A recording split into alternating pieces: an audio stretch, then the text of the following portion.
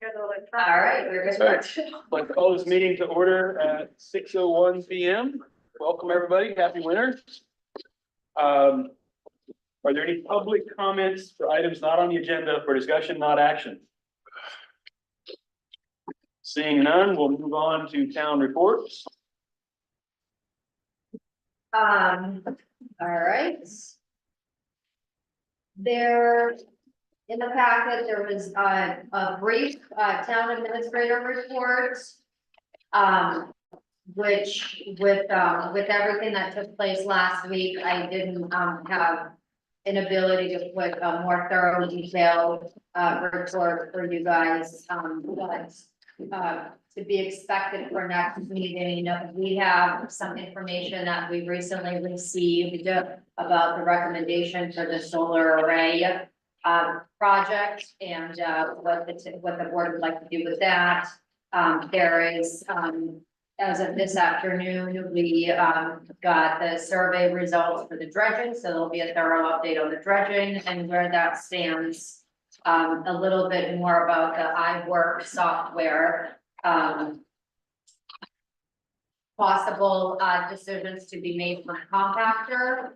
So one of the dumpster compactors is broken currently. The trash ones or the? One of the trash ones, the household trash, one of the motors is broken, so we were able to get Kim to go up there to look at it. We tried fixing it, ordered a part, that part didn't help, so he contacted the company recommended that he bring it to a location in Augusta to have the motor be rebuilt, because the cost of a new motor is about $3,000, $3,600. Which is not anything in our equipment maintenance budget under the solid waste. And so we're seeing if we can get it rebuilt to fit within the budget. Hopefully we'll have a little bit more information with that. Lionel was able to work with us really well to accommodate an earlier pickup for the other dumpsters, so that we still had a dumpster to use, because of course, you know, the full one was in operation, it was the empty one that, so with us being, a little bit on the slower end right now, hopefully we can get it fixed up and running, but at the next meeting, hopefully we'll be able to have a little bit better of an update and more information to share. And then the other thing is, I know George was going back and forth with the gentleman who was interested in the assessing job. I did get a chance to connect with him, and he was looking to come out on Monday on the 10 o'clock boat. So if there are board members that are available and that want to stop in to visit him, great. If not, then I figured I can meet with him and see what the expectations are and report that to the board and go from there. Just because we are beginning to have some questions asked about assessing, and we don't really have anyone to direct them to right now, so. He was available on Monday, so I said, come, and then we'll go from there and figure it out, so. Where will you be with him? So I'm gonna pick him up on the 10 o'clock boat, bring him to the town office. And then if anybody wants to coordinate with me to swing by, just let me know so we can make sure that, you know, 3 or 4 of you don't show up at once. Because we also don't have the space to fit any more humans in that office right now, so. Any questions about any of those things? No, if I may, Bob, Please. I'll be able to swing in to meet the proposal of possible new assessor as well, so will it just be Bob and I available? Yeah, I'm working. I'm working. What day is it again? Monday, 10:30. Anytime after 10:30 a.m. I should be able to show up. We can arrange shifts or Yep, something. I so we can, have I can 3 of us. email the details Yeah. if that works. Yep, So. I can be flexible, do the early shift, late shift, doesn't matter. So other than those things, it's just, what we have is the renovation in the office is in full swing. Walls are out. The electrician was in there today. John Rich was in there today, so they've got some plumbing, work done. We have the hole in the wall into the rostrum. And it is extremely loud and dusty, so, that's where that stands. Has he had anything to say? Is it what he expected? Is it different than what he expected? I think that so far it appears to be with what, they expected. They did try to see if we were interested in getting the floors replaced, just because where the wall came out, where the kitchen came out, there was no laminate flooring. It would be an additional couple $1,000 expense. It's not anything that was incorporated into the original budget. And in the areas where it's gonna be needed, I think we can make do. So I just suggested he find the closest piece to fit the coloring of what's there, versus trying to replace the entire floor. I just don't see that to be the cost efficient thing to do. The only questionable thing right now is, so the plumbing was not in the costs of any of this work, but the plumbing needed to be removed to get into the rostrum. And some heating elements had to be moved. Because we had some contingency in the original quote, even with the original cost going up, there was still some cushion room. So John and I talked about it, and he had promised that we could stay within the budget. The one thing that was suggested today, when they ran new lines for the heating, they were up in the attic. And up there are a number of pipes that are exposed that aren't in the heated element. And so there was concern about if the furnace were to go out, the pipes would freeze.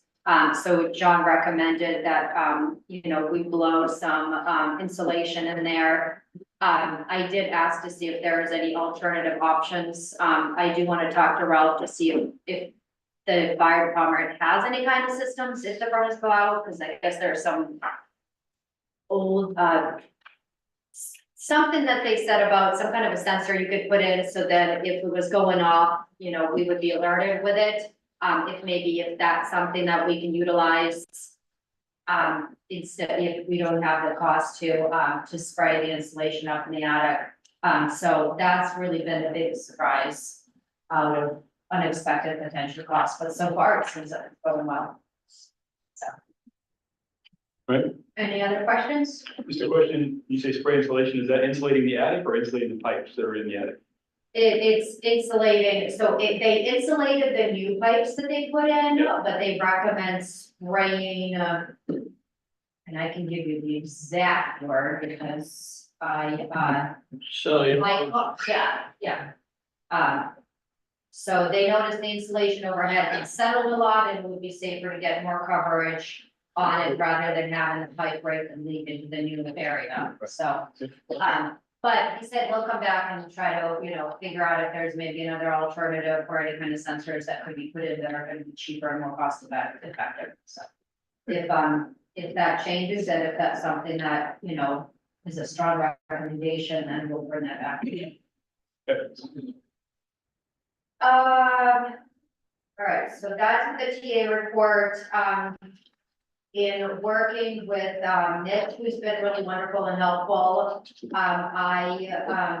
was suggested that I provide the board with a list of priorities that stepping back into this position and working with the whole board and in the office with the employees about what from the TA perspective, what priorities are in the next month or two. And so that was the document in there provided for you, which I think are for the most part pretty much self-explanatory, and just have a general outline of what we're focusing on. Any questions about that? Carol? Not really a question, but I just want to say that's awesome.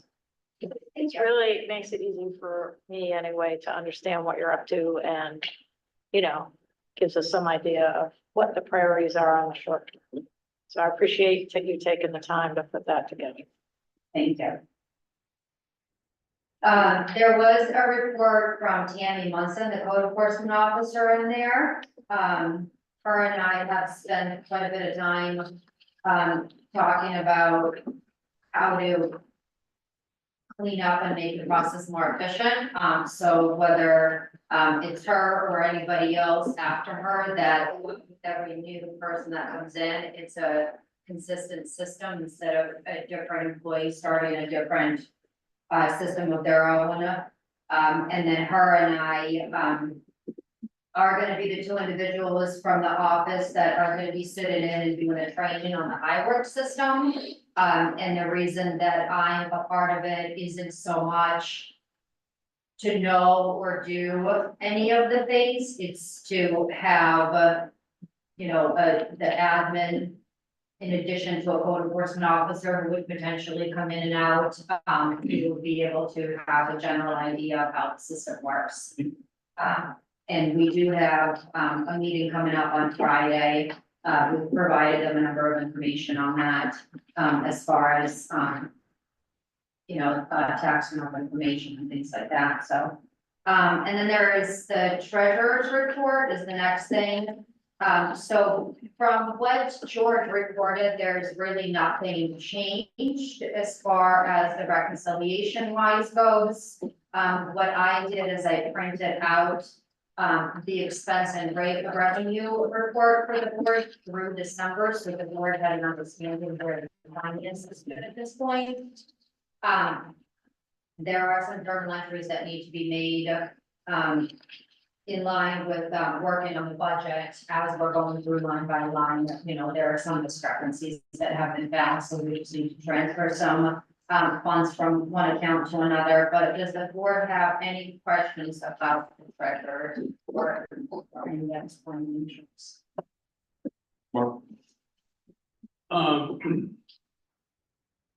On the, can't read the page number, on the solid waste department, 3,200. Down a few pages. So the page number is gonna be top right hand corner. Yeah, Can't see it. kind of got squeezed off. That's okay. Oh, Yeah. okay. Sorry. Solid waste. My question's very basic. Item 5110, which is hauling. I was a little surprised that that's only showing at 44%, where number one, it should show around 60%. And number two, it's one of the more expensive items except for barging in this department. I have not had a thorough chance to go through the budget.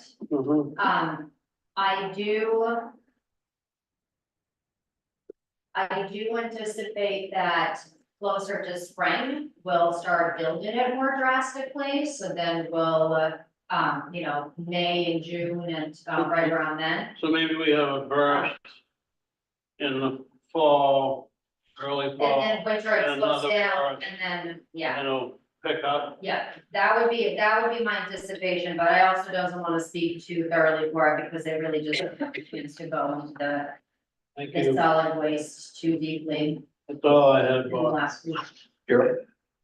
I just wanted to ask if there's any particular areas that you're concerned about based on where things are at right now.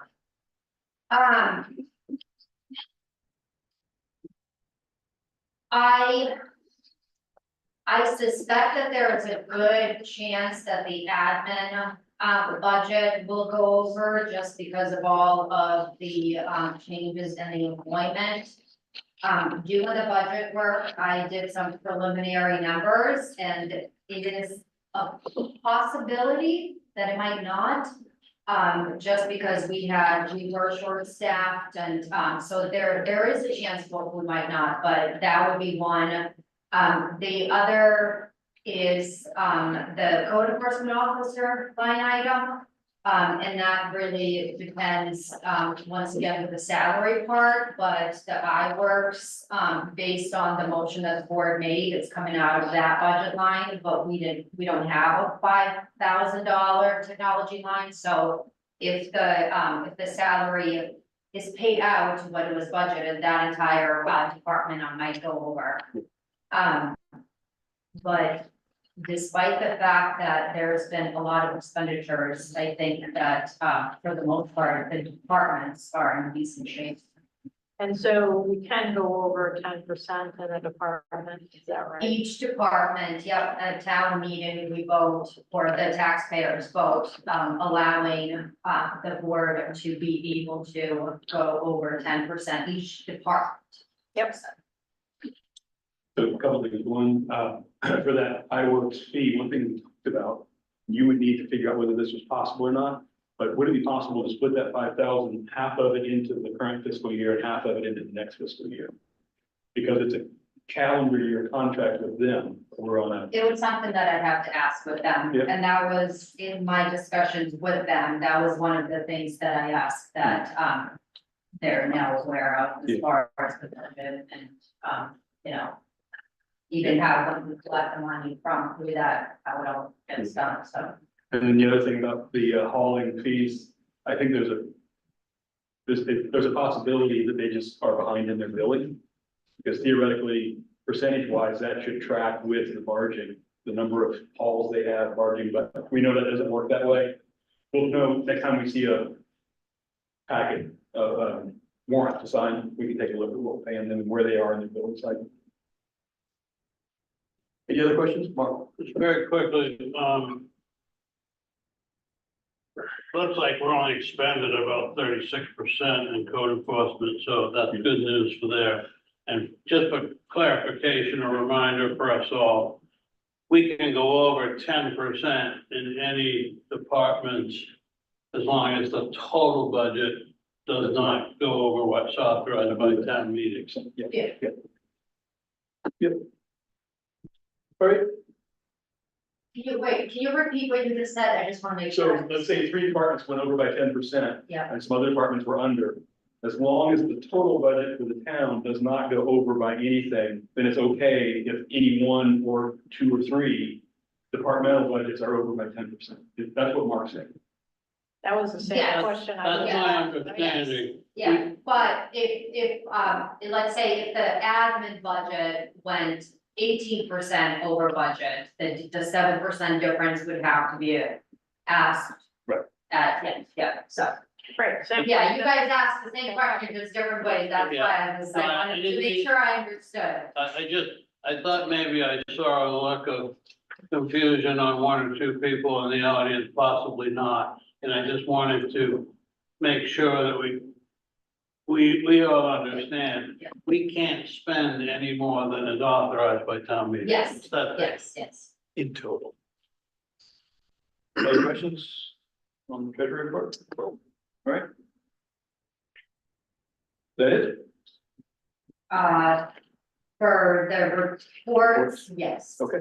All right, moving on to regular business, first item 24-011 to discuss the first draft of the budget for fiscal year 2025 and take any necessary action. I'd like to thank Vika for the memo from January 11 that explains to us the assumptions that are and realities that are in the current draft that we're looking at. Everybody get a chance to read through that and read through the budget? Okay, and then what I'd like for us to do, and I'm open to discussion on this, but what I'd like for us to do is go through it page by page, but not line by line, but on each department.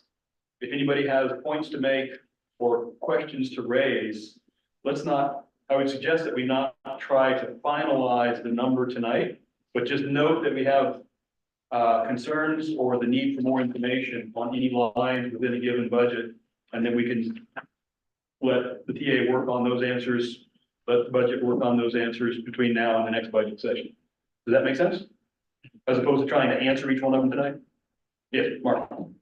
Could I have permission to ask 2 office structural questions of the administration? Vika, question number 1, I think I know the answer. Is all of the funding for the bookkeeping position showing in the town side now and not in the school side? Correct. Okay. And question number 2, you stated we have 4 full-time positions, which would be town administrator, town clerk. Is deputy town clerk now full-time? What's the fourth bookkeeper? bookkeeper. And, I think it's okay to ask a question about the bookkeeping position. What? Was that 24 to 28 hours before? So the bookkeeping position, Sorry, I misspoke. deputy clerk, Deputy clerk. it was, in the time that Kathy Kuntz worked it, yes, it was advertised as 24 hours. Prior to that, when Chris was the deputy clerk and I was the clerk, we were both full-time. Okay, thank you. All right, any other preliminary questions before we start going through this? All right, Department 1300. I did a little bit of calculation on the wages, the changes in structure plus the COLA. That's resulting in a 20% increase in wages if you add those two lines together, the full-time and the part-time. If you add 2024 budget versus 2025 initial budget, the difference between the two is about 20%. And the total Department 1300, as you will see on the report, is up by just under 14%. The items to note, to look into in Department 1300.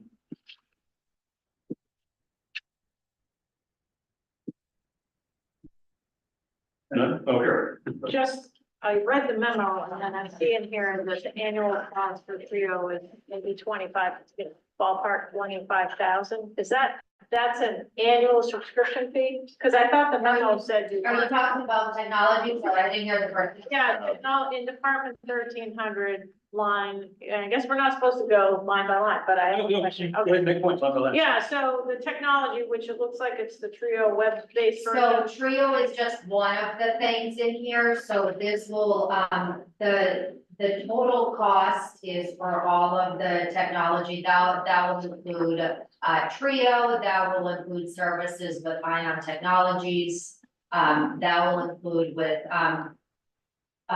like the Zoom payment, things like that. Oh, okay, okay, so it's not, so 24,000 is not the Trio up. Correct. Okay. Trio is, close to like, I think at this point, 18,000. Annually? Yeah, so that's for us to be able to do car registrations. You think anything that come in, most of that, are budgetary, our car registrations, dog licenses, taxes. All of that stuff is through that municipal software. And so what was in the memo was for Trio Web. What we have right now is a program called Trio SQL. And so it's an app essentially on each computer. And Trio Web is web-based. So not only would it be able to be logged into across other areas, not just physically in the computer, but this is the type of the software that Trio came out with about 3 or 4 years ago, and they've been experimenting. And so they did send out a notification within the last couple of months saying that in the next couple of years, they're going to be switching entirely to Trio Web. And so municipalities that have not done so already should really strongly consider it. And the longer you wait, the more the cost increases. So just so I understand, though, right now you budgeted sort of a flat budget for 2025. Then when you say under technology, annual cost 24,509, does that mean in addition to the 30? No, the annual cost right now, based on the services that we receive, is about $25,000. The reason that I kept it to what it was last year is because last year we put a number of thousands of dollars to replace computers and do all kinds of technology upgrades. Okay. And so I didn't want to play with that number because Trio Web, if the board does decide to go, it's anywhere between 4,000 and 7,000. And it's a big difference, Yep. but I need to ask, our Ion Technology to see what we already get for services that we can use for Trio before really Yep, no, I understand. I just wanted, so basically, there's actually a little bit more money than what our base budget would need, but if we go with trio, it's gonna go up. Is that accurate? Yes, exactly. Gotcha. All right, that's all I was asking. Right. Yep, Any other line item questions on Department 1300? All right. Moving on to Department 1400 Assessor, any questions? nope. Fingers crossed that we wind up, if this fellow is coming on board. Department 1650 Elections, any questions? 1700 Planning. I have one question. I believe planning is where we have a consulting fee of 3,000 per year for gradual upgrading of the data in our GIS database relative to property lines. Is that correct, Carol? Yep. And have we contracted, have we spoken with Judy recently? Do we know if she's working on that? I have not Any spoken bells? with her, but I mean, it has been a regular thing that she does when we ask her to. Yeah. And I thought we left it as, this is an ongoing thing, and But she would we just sort have of to chip give away at her, it. We we probably. have to transmit the information to her Oh, so that, okay. I don't, yeah, I mean, we have to give her the deeds that have, whatever's changed. So how do we pick which ones we want? Were we working just sort of from the top of the island down? Well, I think what she's been doing is, and I could be wrong, but I think she was correcting, if we have any lot splits, she corrects those, and then she looks in the area and makes other adjustments.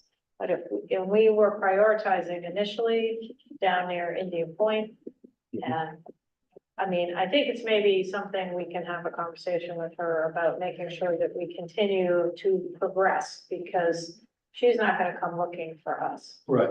so. So Vika knows her, you know her, I know her.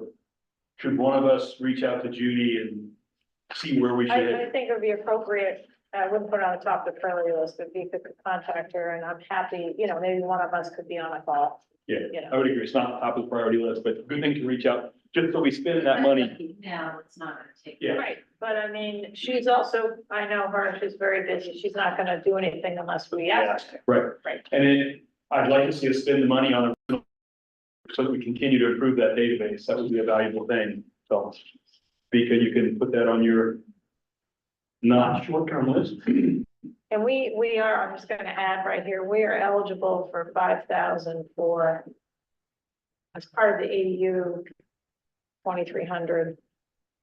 And I think it's a reimbursement, but I'm trying to find out, but we should be able to get money for legal review of any ordinance changes. You said 2,300, you mean 20, LD 2003? Yeah, whatever Got that's, it, okay. So you're working on that? on the money side. Yes, yeah, okay. All right. Anything else on 1,700? Moving on, 1,900 legal services? Nope. Vika, do you know, where we are in billing from primarily, Brandon and I. Natalie's firm? Were they up to date? Interesting. I think it's one bill that I just, found in the file that I was picking up from, November that needs to be paid, but it was fairly small number. Okay. Yeah, we're not accruing legal bills like we were this time last year. Right. No, but we have the potential, the We do. year's not over. The year's not, yeah, okay, good. Any other questions on legal services? No. All right, law enforcement services, there's a note in Vika's memo. We don't yet have the figures, so we'll probably see more of an increase there relative to contract service, or an increase there relative to contract services that we don't have in there yet, right? Yeah, the cost of the sheriff of Cumberland County. Other comments? Nope. No, Moving on to the pages together. Moving on to 2,200 fire and rescue services. I believe Vika's memo says that she's not yet had a chance to sit down with the chief and Beth. That's coming Thursday. Thursday, okay?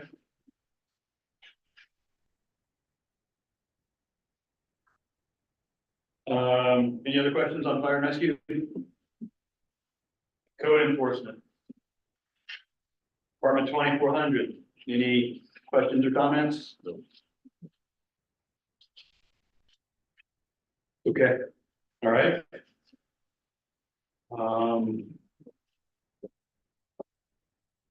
Harbor Master, Department 2500. The COLA. And the labor line plus the rest of it is netting out to a 2.65% increase. Any comments? All right. 2600 animal control. Why no COLA there? Is that? I mean, there's COLA. Why no? Oh, animal control, Yeah. animal control is, it's a stipend position, it's not, it's not considered a, employee the way, Okay. yeah, it's not an hourly. Okay. Other questions? Public services, 3100. Any questions? I had made notes next to a couple of items to consider, given recent developments, whether we needed to think about increased budgets in the area of, starting at 4600 items, coal patch, culverts and drainage, road materials. Wondering if we're gonna see the ability to drop winter road materials, maybe not. About street signs and wondered what contract services is. So the first item's thinking about increases just relative to these storms, thinking about increases relative to the need to, I think, engage on a more proactive approach to culverts than we have had in the past. We've all had a lot of time to get sucked into what's going on with all these storms. I don't think anybody in the state system predicted two of these storms happening the way they did on the king tides, the way they did that close to each other. And we now know that's a possibility. I'm not suggesting that we plan for that to happen again, but I think we need to start planning for managing our drainage systems and our roads in light of these increased storm events, severity events. Carol? And to that end, I think it would be worthwhile to consider a drain or, an engineering drainage study of our road system, which according to somebody who used to be on the road committee, we've never done. In other words, we've really focused on the repaving and that's pretty much done, but as far as Mark, you would know, I don't think we've ever really considered the drainage situation. David? I'd just like to, excuse me, I would just like to give kudos to our department, our, public services department. I was down at Chandler's Cove this morning at 5:30 and they were down there. First of all, I could get to Chandler's Cove, the road had already been plowed. And secondly, they were down there clearing out everything and they're doing a great job. I just wanted to mention that. Thanks, David. I think the engineering study is a great idea. I think we have conflicting goals to some degree. We want to keep water on this island as long as we can to recharge the aquifer. We want to get it out of the way as quickly as we can when we have storm events. And I don't know how you do both those things at the same time, but I think that engineer might. Yeah, I mean, it's low impact development combined with adequate, it's really the culvert sizing. Yeah. We had a culvert inventory, so we know where they all are. I think the information on the sizing, and I'm talking about a pretty high level drainage study, not a super specific, modeling. But I do think that it would be good to have some parameters to operate by. Is that something we want to flag for future budget discussion, or do we want to take I that? would, because I think it would be contracted services, a one-time Oh, yeah, thing, there it is. Yeah. and I think it'd be a one-time expense. Okay, to help get ready for that conversation, is there any way to find out what such a study might cost? Yeah, I can get you that number. Great. Can I ask you a question, Bob? Yes, sir. Did you, if I may, did you have a recommendation of upping or downing any line in Department 3100? Yeah. I'm not ready to make recommendations. I wanted to, Okay, what I was hoping we do tonight was just flag things for people to think about and for future discussion. But full patch, culverts and drainage, road materials, street signs. The first three, because of what we're seeing with storms, and the last one because there's nothing in that line and we're missing road signs again. Noticed a few. Haven't done an inventory yet, but we're missing a few. So I just put those as flags for us to talk about when we get into more detail after this first review. So you're not recommending any different numbers tonight? No, nothing. Okay. Actually, well, I'm sorry, they're on the next page. Striping and crosswalks. We have $100 in there, and we might want to consider up in that. And training, we have $500 in there, and just as a general thing, I think we might want to consider a more formal training plan across the board. David? I'm assuming that striping and crosswalks includes the stone wharf, which is really practically down to zero. Yep. And also needs help with pavement, which whatever striping is there is gonna get obliterated when we help the pavement down there. How do we do that? That's right. So that's why cold patch and then Cold patch might be it, I don't know. I think we need to take a look at it. It's a mess. All right, moving on. So there's one question, and I'm not sure I'm gonna recommend changing it. But on the bottom of that page, 50/20 is charging for public services. Mhm. If you look at 22 and 23, they're big numbers, 19,000 plus, 16,000 plus. But if you look at 24 year to date, we're only at $3,000. Right. So I guess my point is, if that number actual that we're gonna spend this year doesn't go quite a bit up, I'm gonna recommend a lower number. Sure. Yeah. We get that. Yeah, Can I go ahead. come to that? Yes, please. So if you notice in terms of the road materials and winter road materials, any kind of material such as that, Public Works tends to wait towards the spring to order and stock up for the following year. So a lot of the stuff that they're using was ordered in last year's budget. And so that's where you will see the increase in the budget costs go up this closer to springtime. When more of those that, when they start putting in multiple, loads of those things, that's when some of the margin costs will go up. Okay, and if I may, Bob? Yes. This is just me speaking, being the know-it-all road king. I would, my preference would be that if we're going to get crushed gravel, crushed stone, stone riprap, whatever the materials are, I would like to see it be based on a plan for usage. Instead of just stockpile, if we can.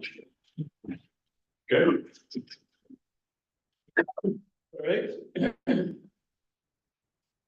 Anything else on public works? Public services? Okay, just ask a clarifying question. Sure. Just so I understand, if you're going through this and you're not recommending changes. Right. Will you make it clear whether there are changes for the next draft that I would come to you at, so then that way. So like you're talking about potentially increasing any of the road materials, things like that, when I'm preparing changes for the next draft. So then I have an idea and know which budget items to adjust. Yeah. I don't think anybody has had any recommended changes yet. I think for the next draft, if those items that you were not able to hit as per the memo, Yeah. we can get into All that right, sounds good. and then get more serious about changes as we have answers to some of those things. That was my thought going into this. All right. Solid waste. Any questions, anybody? The only question I had was the hauling.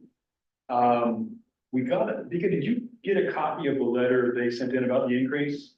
Yes, I received a copy I received a copy of it when, George was leaving. Yep. So, I didn't get a chance to look back at it. Didn't it have a percent number? So we could apply that percent number to haul. We know that's gonna happen. So what it is, it's an increase for the hauls. So I need to figure out on average, I need to look back on the reports to figure out on average how many hauls we're getting and increase it by that way versus the total budget, if that makes sense. I think for a budget, couldn't we just take that percent and apply it to prior budgets? Wouldn't that work the same? Carol? No, but I think I think Tim had given me a compilation of both the materials haulage and the barging, and we use that for the climate stuff. And so George And George had been asked by the DEP and was under the impression we didn't have it, but I thought it was pretty up to date. Is that right? I would have to look, so he did, ask me about some kind of report. I couldn't answer because I wasn't sure what he was talking about. And I would have had to look through emails, to really answer his question. So I don't know if that was relevant to those reports from DEP, I'm not sure. Yeah, but it was. we did have that information, and that's the information that in my memo, I didn't have the chance to Right, but we dig have, that up. so we can use the real kind of, I would need to kind of sit down and dig through the emails and compile any of that information. And to prepare this, I didn't have a chance to do that, But so that was one of the things. what I'm asking about is a spreadsheet that I thought Tim showed me when the climate team was looking for the information. He had a spreadsheet with a tab for every year that showed the amount of, Hazardous waste and all the. but also just the regular municipal waste, the special waste, Yeah. white goods, Yeah. whatever. So it seemed like we have the information to maybe get a pretty accurate estimate from that. And then we had, I believe, we also had the number of barge trips, so, or, average number of barge Yeah. trips. So it seems like we could get a better handle on that than just estimating as a percentage.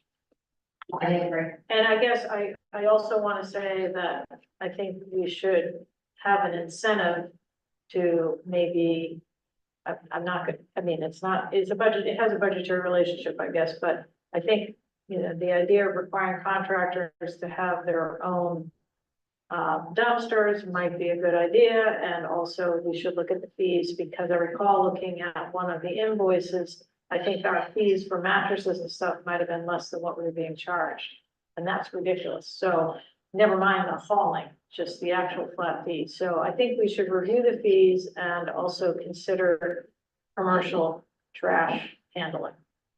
So that's something I'd like to talk about in the context of the budget at some point. Okay. The fees you could change in a regular. Right, right. And But that's, I was surprised when I looked at an invoice and I remember that the mattress charge was more than the mattress fee. yeah, not last year, but the year before, the board changed transfer station fees. And so there was a small ordinance change fee, so going into the new fiscal year, those were changes. And then unfortunately, shortly after, increases happened and then put us behind again, but.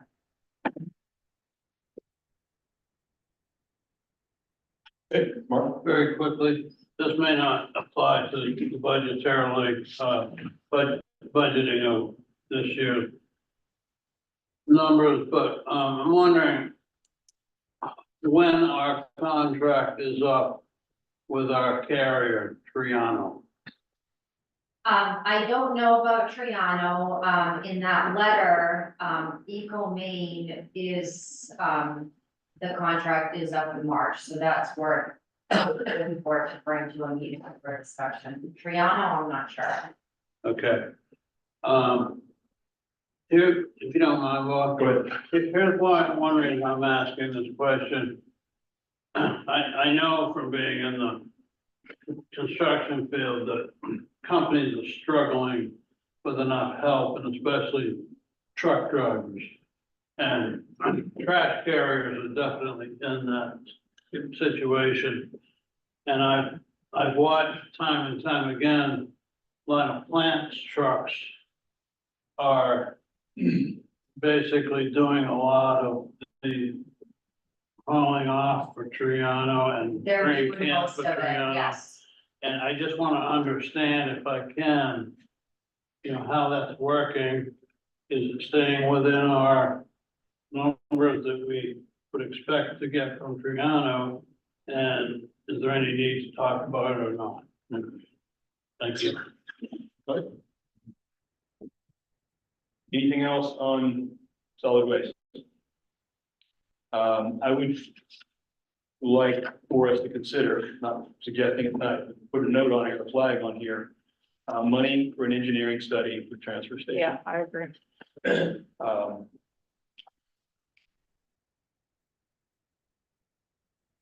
I think we really need to take a look at the transfer station's capabilities and capacities compared to what our current demand is and anticipated future growth. And then I would also suggest signage, that we put something in here for signage. It's probably only $1,000 total. But it would include some trips for staff perhaps to go visit a couple other places, research signage. Signage could be recommended as part of an engineering study, but could also be picked up just by going to Yarmouth, Falmouth, those places. I agree. All right.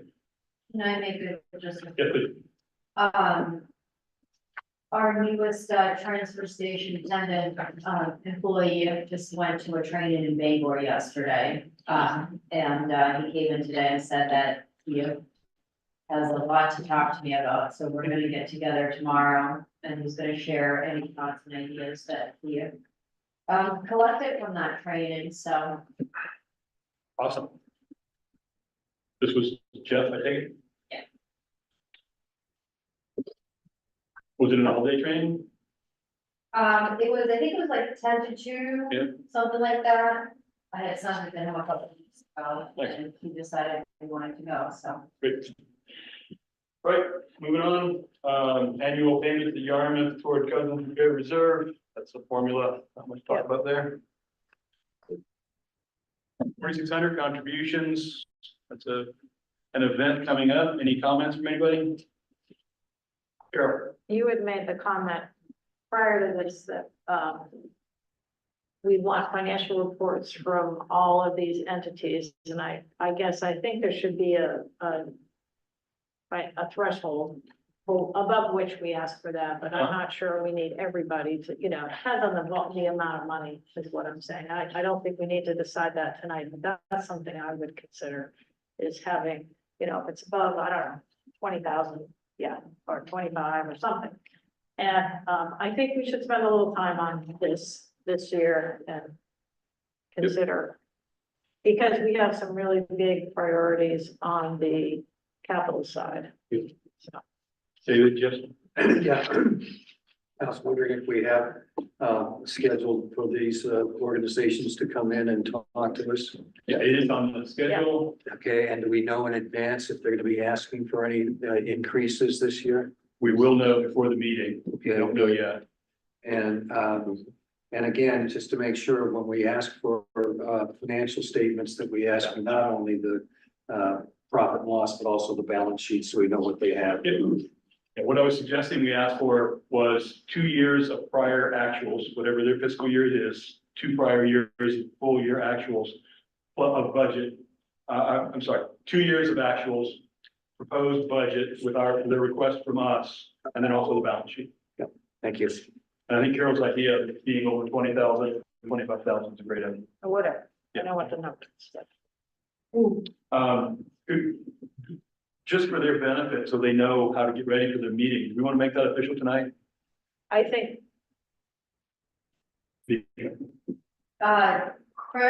Chris usually sends out an email to all the nonprofits weeks in advance of the meeting. And then they present that information to us and then file and give it to you, so. Yeah. You guys should draft a letter up or something. yeah, I think that's a good idea. I think we should put it in the form of a letter to them, to all of them coming from the board. And when are they scheduled to report to us in person or whatever?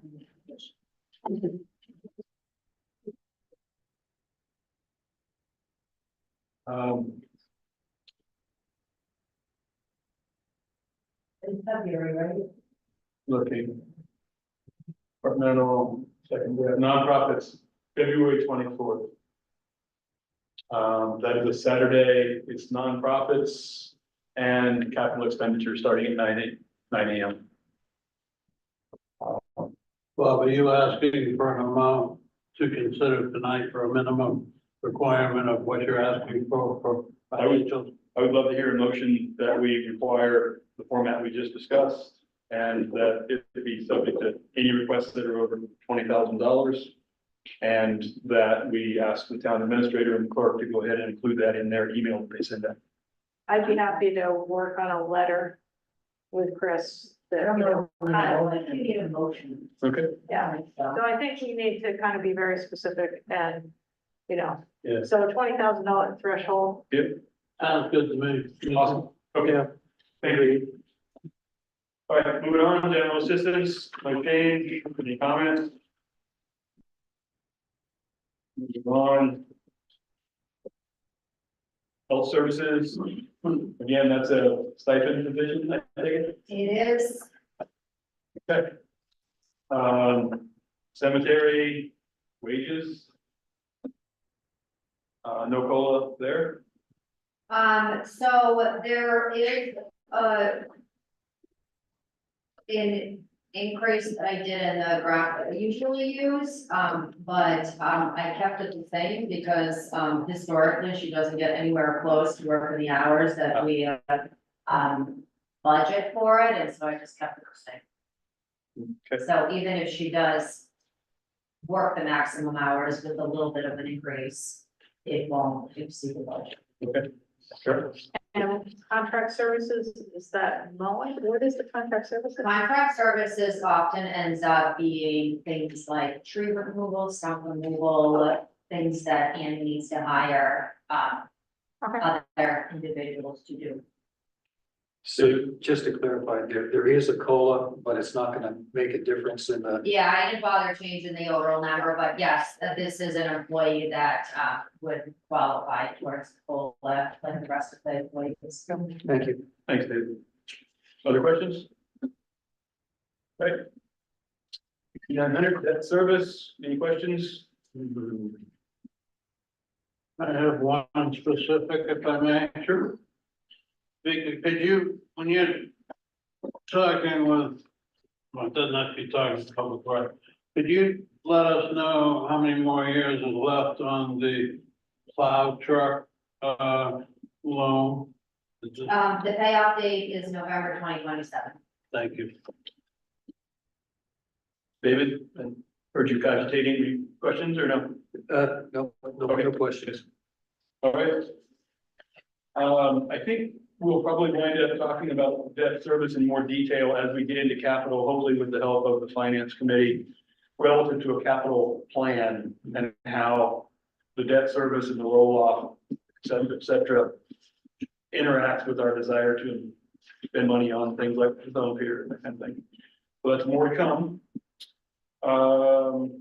Benefits and insurance.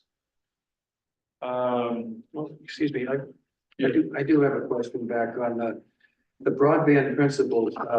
That's being backfilled by Axiom, so, but it has to go into our budget. Even though we're gonna get reimbursed, Believe that's correct. okay, Yes, it's a debt that the town took on, so at Right. the end of the day, it is a town debt. And, my understanding is by the time they start paying off, they're gonna be almost 2 years in arrear. For, because of all the delays, but yes, it has to be okay. down here. So how's that gonna show up as income, if you will, to offset this debt? So. When it starts happening? When it starts happening, what it will do is, it will go in as revenue. Okay, And then, in the back, we would create a journal entry, and a general ledger account where this money comes out of and that money goes into, so there's some washing. so for the first couple of years, there's an increase in our budget that's not gonna be offset until everything's up and running. Yeah, last year and this year, correct? Thank you. All right. Okay, move on. All right, benefits and insurance. Carol? So is this correct that the year to date on the liability insurance is 10,000 more than it's budgeted? That is one of my, potential journal entries that I need to make and investigate because that is higher than it needs to be, so I suspect that when a payment was made, it wasn't split with, the school portion. And so more went into the town expense. So you don't expect a big change. I definitely don't expect that to be the total amount. And then I'd be curious, what is your vision of line 1015 pay raises? So that is something that the board chose not to put in last year. It was by the employees that received it. There's been a lot of interest in seeing that come back. And so I would really welcome the idea of working with the board and possibly utilizing Mitch while we have them, in having, some kind of a plan that everyone's aware of, because the takeaway from last year is, I think, it was recommended by board members that were no longer on the board, implemented by a town administrator that was no longer in the office, thrown at me, and I, handled it the best that I could. And then with a new budget and a new board, it just wasn't aligning well, and so I would really like to work to make it happen and have that be available as, a perk to the employees, but work with the board, so then we're all aware of how it happens, what the process is, what the procedure is, and so forth. That sounds good to me. I think that was really my concern prior to that, was just not feeling or not having an idea of what, how it was being handled. And then when you say who work over 24 hours, you mean more than part-time employee, is that what you mean, 24 hours? per week? 24 hours weekly, yeah, Per so this would apply to the, town employees that, work over 24 hours that, qualify for benefits. Okay. Other questions? Mark? Vika, line 1210, health and life insurance. You've got the same budget number proposed in 25, $103,703 as you did last year. Yet historically, that cost to the town has gone up about 6%. So I did the Excel document that I have that I work off of that. I plugged in the current increases, which were significantly less than they were last year. Last year was, I think it was 7 or 8% increase, so it was larger increase. Last year increase was also due, I believe, to an employee being able to get benefits. This year, the increase is smaller. The new employee that we hired has chosen not to sign up for the benefits. So, the cost, as of now, is not looking like it's going to go up. Going closer towards the end of the budget season, they're dependent on what happens with transfer station and employment. There might be a change, but it's, I think, too soon to predict and make any of those assumptions, not knowing what's gonna happen there. But as of right now, it Okay, doesn't seem like there should be an increase. and then I'll be quick, Bob. Line item 1280, workman's comp insurance. We showed 14,000 budget last year, $14,000 proposed this year. Year to date, $1,500. We'll get billed later on in the year. With a lot of these insurance, we get small payments here and there, and we get larger payments, so that bill will be coming, I think it's usually sometime towards the end of January that we see it. Okay, thank you. Anything else on that one? All right, moving on to.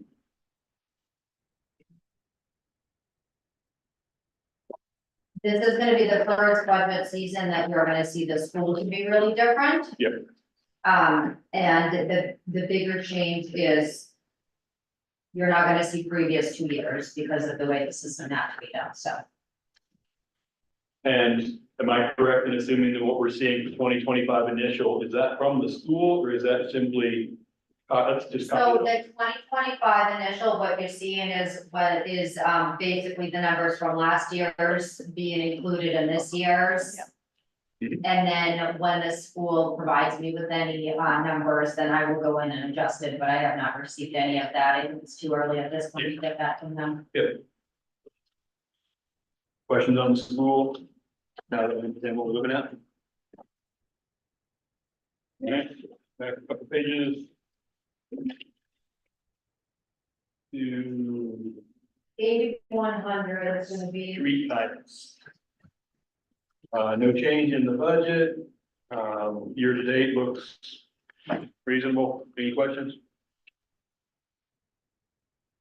Okay, moving on to contingency. You're showing zero spend in contingency. I thought we pulled something out of contingency earlier this year. It's the sole road repair work, Oh, and we have not paid that yet. Right, gotcha. Yep. Sure. I just wonder if that number shouldn't be bigger. It's been the same for a long time. And our budget's increased, so what's the basis for that? Is it a percentage of the overall budget or just the? May I, Bob? Sure. Yeah. My opinion, there is no actual basis. I think we started out at, I don't know, 12, 13,000, we whacked it up to 16,000 one year, we put it back to 14,000, so. Yeah. If you've got a number, go ahead. 20,000. 100,000, no, I'm just kidding. What is our overall? I mean, town side of the budget is 2 point, what is it? I mean, ballpark. Ballpark operational, probably 1.8, and then you add the Well, yeah, capital on top of that. Right, because the school has their own contingency, Yes, they do. and theirs is 10. So town side total with capital probably 2.2 roughly. It's 2, So So 20, 2 million. yeah. so. Yeah, so I mean, that's not a very large percentage of the budget. I feel like there are unexpected things that happen that, if we have to go to a special town meeting, this has been a year where we're trying to keep it within the budget, but there have been unexpected things that have happened. And I think having a little more flexibility so we wouldn't have to go to a special town meeting. 20,000 would be a 1% contingency fee. Right, That's which is pretty small. pretty Yeah, I small. was gonna say it's 1%. So that's what I recommend. Yeah, Mark. I'll go along with that for now, as long as the board and the administration makes an effort to be a little bit efficient with other line items, and the new budget committee helps us not be too extravagant in the beginning, at least with capital. Other comments? Just to say that unexpected expenses are just that. They can't be anticipated. We were much higher when we started off, and we tried to adjust to what we think might happen in the future, but it's prudent to have a little bit extra. And We'll change it to 20 for now. I'm with that. All good? Okay. You good, please? Okay. Now, tax pay to Cumberland, I'm assuming we haven't heard from them yet, so. No, this isn't anything that we hear from Cumberland. What we do is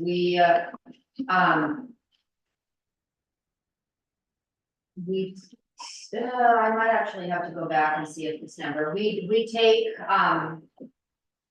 a formula from our Trio system and print out what the cost of the tax assessed value of all the property taxes are and divide that in half, and that's what we have to send to the state. So I'm actually gonna look into this because I think with, Hope Island being assessed a little bit more with all their work, we might actually have to pay more this year to them. Okay. And then same question, county tax? We have not received that number yet, but I suspect it will go up slightly. Right. Questions, anybody? All right, capital improvements, we want to go through this now, we're gonna wait till we're talking about capital? All right, we've used a little bit more time for this than I thought I went that I allocated when I was doing timing for the meeting.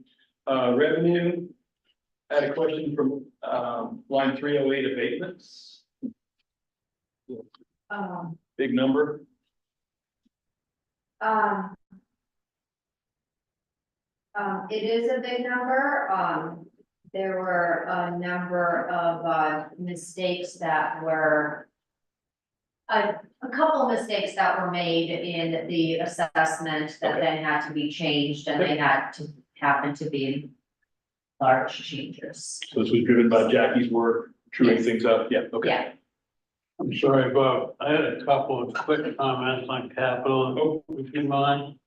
Yeah, keep it quick if you would. Okay, 90-10 dredging, I think that you already said in your beginning memo that there's a possibility that there's going to be a small balance left in that.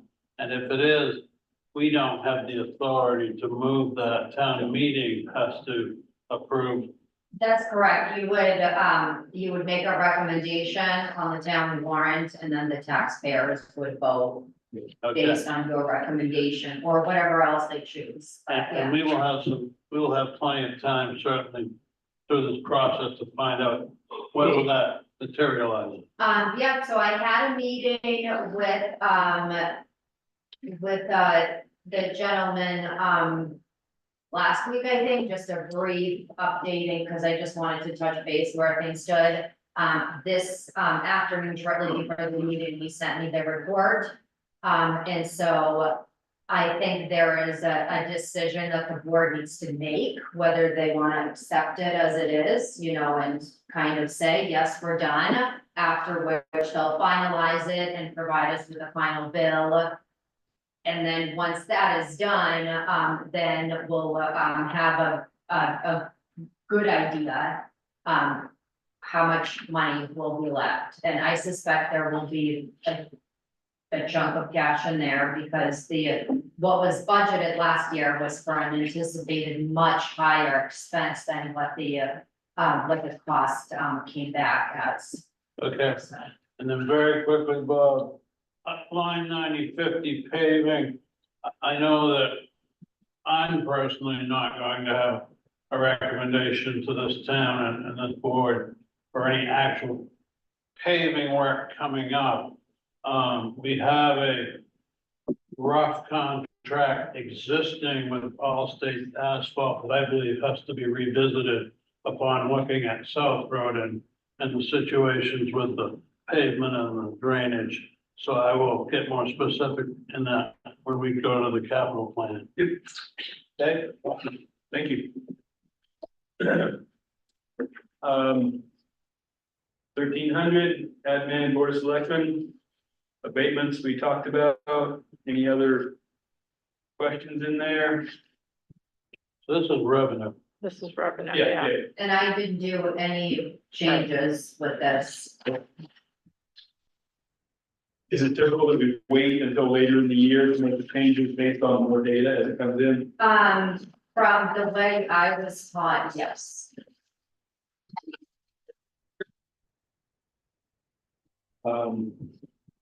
I just have a question if I could.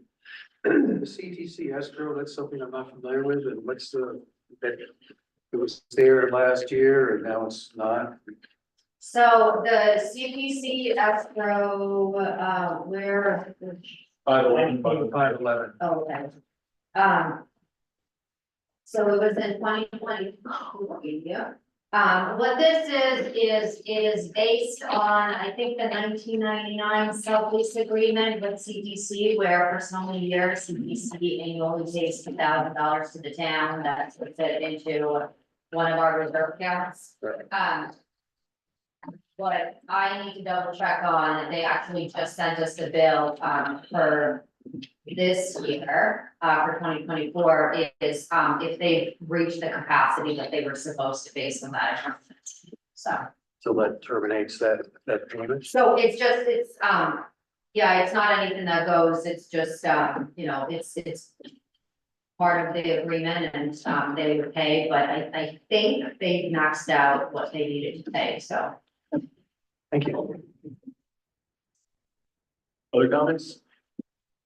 All right, our next budget conversation is February 10th on a Saturday. detailed departmental budgets. So we have a few things that Keith will have ready for us as per our memo. So a few things we talked about tonight, and hopefully we can come close to finalizing departmental budgets at that workshop. Okay, Sounds good. all right, moving on. Update on the code of conduct draft and take any necessary action. So Carol took a stab at looking at, the document that Vika put forward, based on several documents we've gotten from different towns, some of which were specifically aimed at code of ethics, code of conduct, other branch off into other details. Carol, you want to talk about what you have here? So I guess there's two parts to this. One is code of ethics and one is code of conduct. And I think as a group, we sort of discussed that we'd like to see it applied to both elected, appointed, officials and also employees.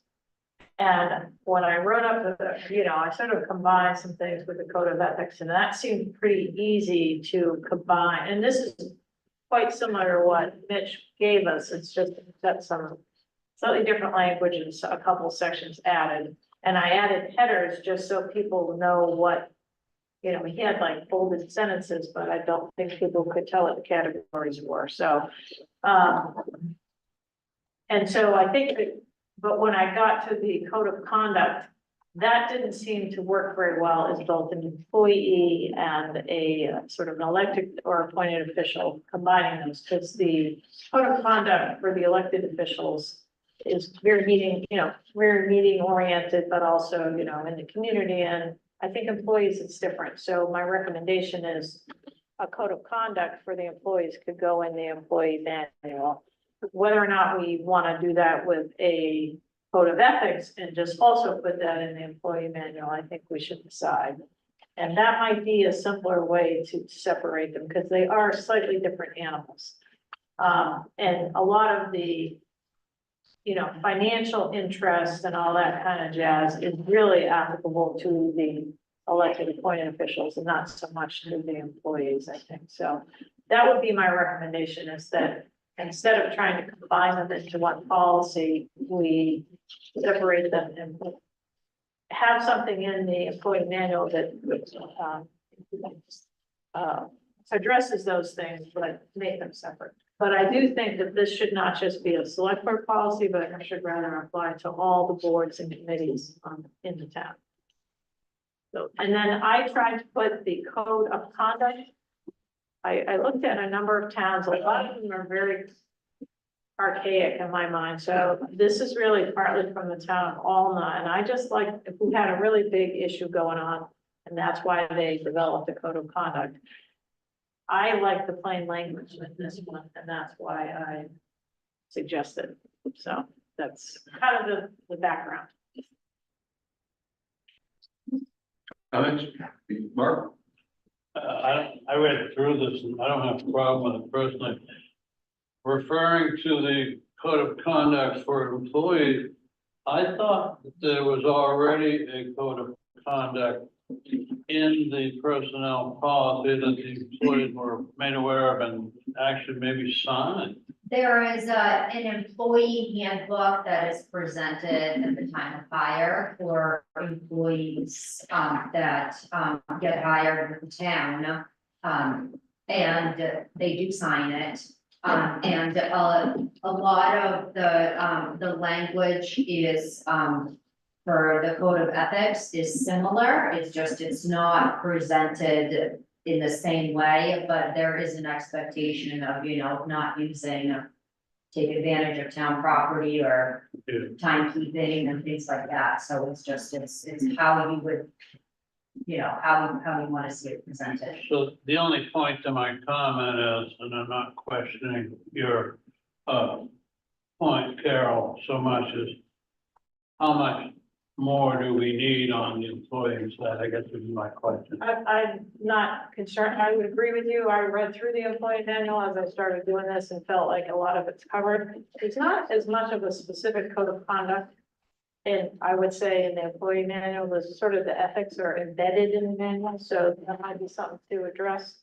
But I think for our purposes, that's something we can talk about later, and we can edit that manual, I think, on, it doesn't require our approval, does it? I don't know. Yeah, the employee handbook does require Okay. board, yeah. But that's not my personal priority, I think based on our discussions, coming up with something that applies to this board and other committees would be the most Yeah. important thing. But anyway, my point is, first glance and first read through, I don't have a big problem with it. Right.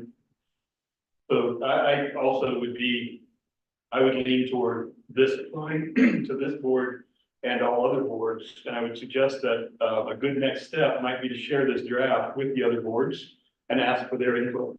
Yep. That makes sense? Yes. All right. Because that's something you should do, or is that something I should do? Share this with the other boards. Probably a conversation with each one of the chairs. I would love it if you wanted to. You guys okay with that? Yeah. Okay. Yes. You are a member of the full place club, you did. And I think it would be appropriate maybe to post it on the town website so that anybody could, I mean, it's in the packet, but it's not obvious to people, so you might want to just post it someplace where people could read it. Can you do that? Lisa? Put Yes. it there as a draft, Yeah. just a note that says this is being drafted in conjunction with all the boards. All right. Note here.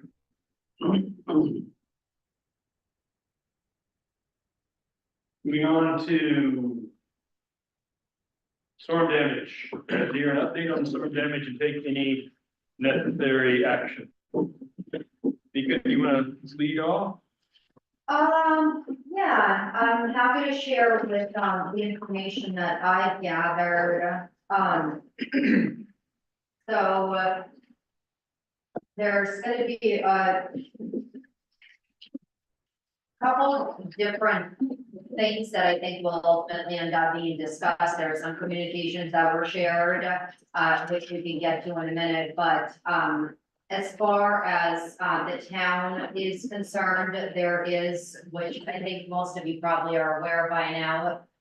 There was, through Island Institute, an informative session about, how to proceed moving forward with this and what the municipalities need to do. I did, put on town website for individuals and businesses where they can go if they wanted to submit any damages that they've received individually that the town can contribute towards or help out.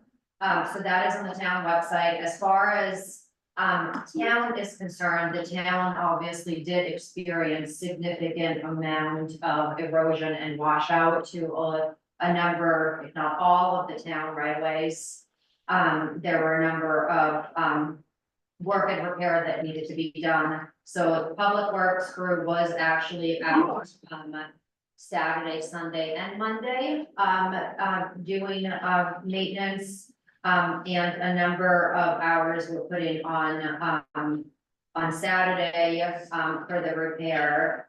So splitting the two seasons together, the initial storm on Wednesday, Public Works did clean up. A lot of that cleanup really consisted of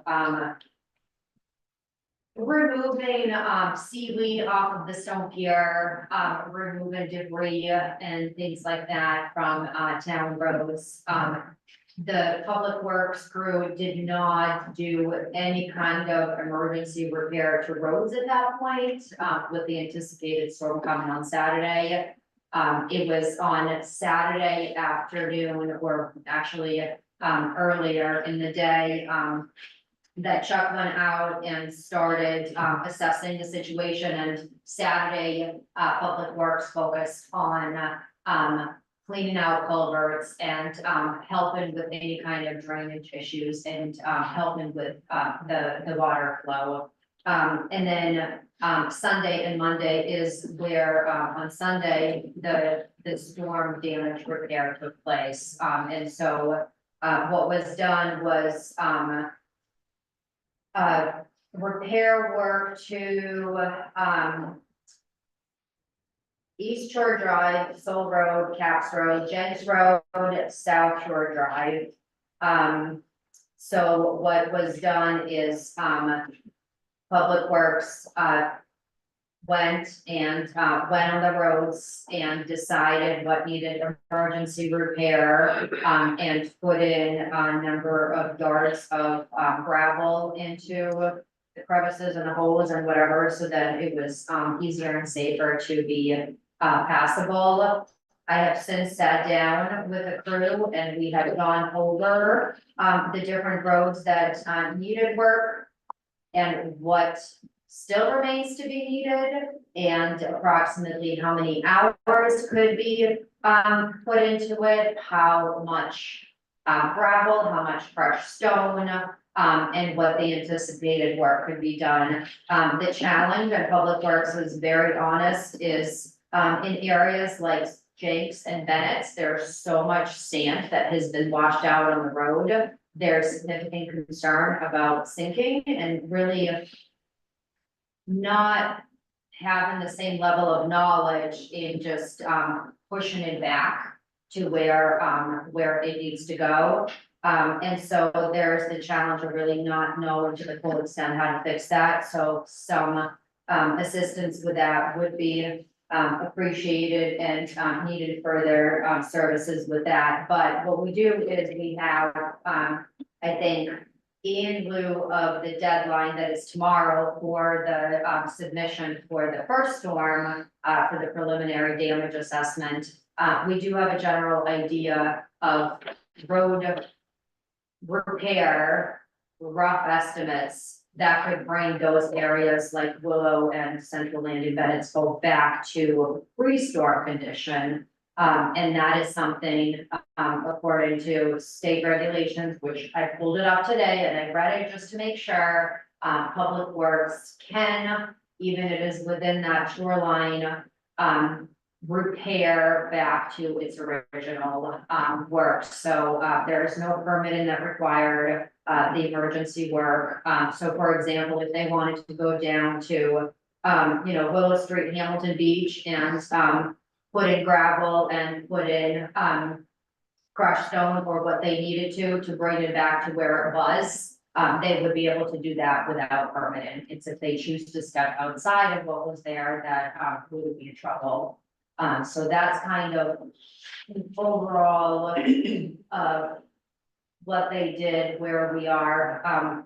I do have a good chunk of tomorrow set aside to start those submissions. I did look on the website, through, what needs to be done and how it needs to be done. I did check in with Ralph, because he is technically the, the emergency director for the town.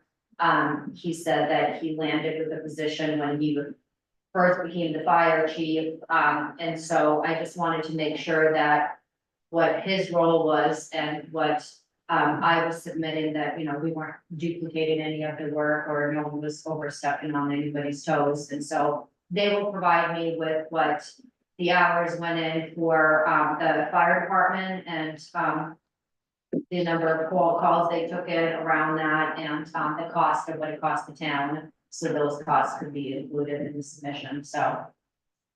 And you guys can pitch in about anybody on the board who, who's played a role in helping. I did ask, Coastal Waters reached out her, and I asked if with Gennaro's help, if maybe they can assess the works, and so we have a general idea of rough estimate cost of maybe what, we could put in for the cost of that. I think the important thing, and that's something we learned from last year's storm, is, this is the assessment for the initial assessment for then Cumberland County to make a decision. If the county has reached the threshold for them then to go to, federal assistance. And so if we find out later on that these estimated rough numbers that we, scratched up in a short time are too much or not enough, then those numbers could be adjusted. But to start out with, we have to present something, so. Thank you. And Carol, you did some work with Weston Sampson and looking back at old studies relative to an estimate for the stone pier? I didn't actually contact Weston Sampson, I just looked back through the materials, so I guess before we leave this, it seems logical that kind of the intermediate repairs that were done, you know, can go in on the estimate for the 18th. You know, what you're putting in for that, and then it might be that we should spend a little time looking at the marine infrastructure. And if we have anything that we think should be submitted for that, we can put it in the next one, because that was the, you know, the super high tide, so it seems. It's hard to make the distinction because it's kind of additive damage, but I think, just to make it simple, kind of focusing on the marine infrastructure for the second one and kind of the, you know, general repairs kind of keeps it simple. They may end up combining it, so who knows, right? And yeah, I think from what I've read and been sitting on that Island Institute, hopefully that will be the goal. I did. But, mean, the question I have is that there's the, you know, immediate response cost and the materials and the town time. But for example, when we submitted this last time for South Shore Drive and East Shore Drive, I thought we had some pretty significant estimates. So are you planning to resubmit those? So, and, East Shore Drive, so if last year's the application, the way it went is we had to take each road that was damaged, provide an estimate of what it would cost in material and town time to bring it back to its original state.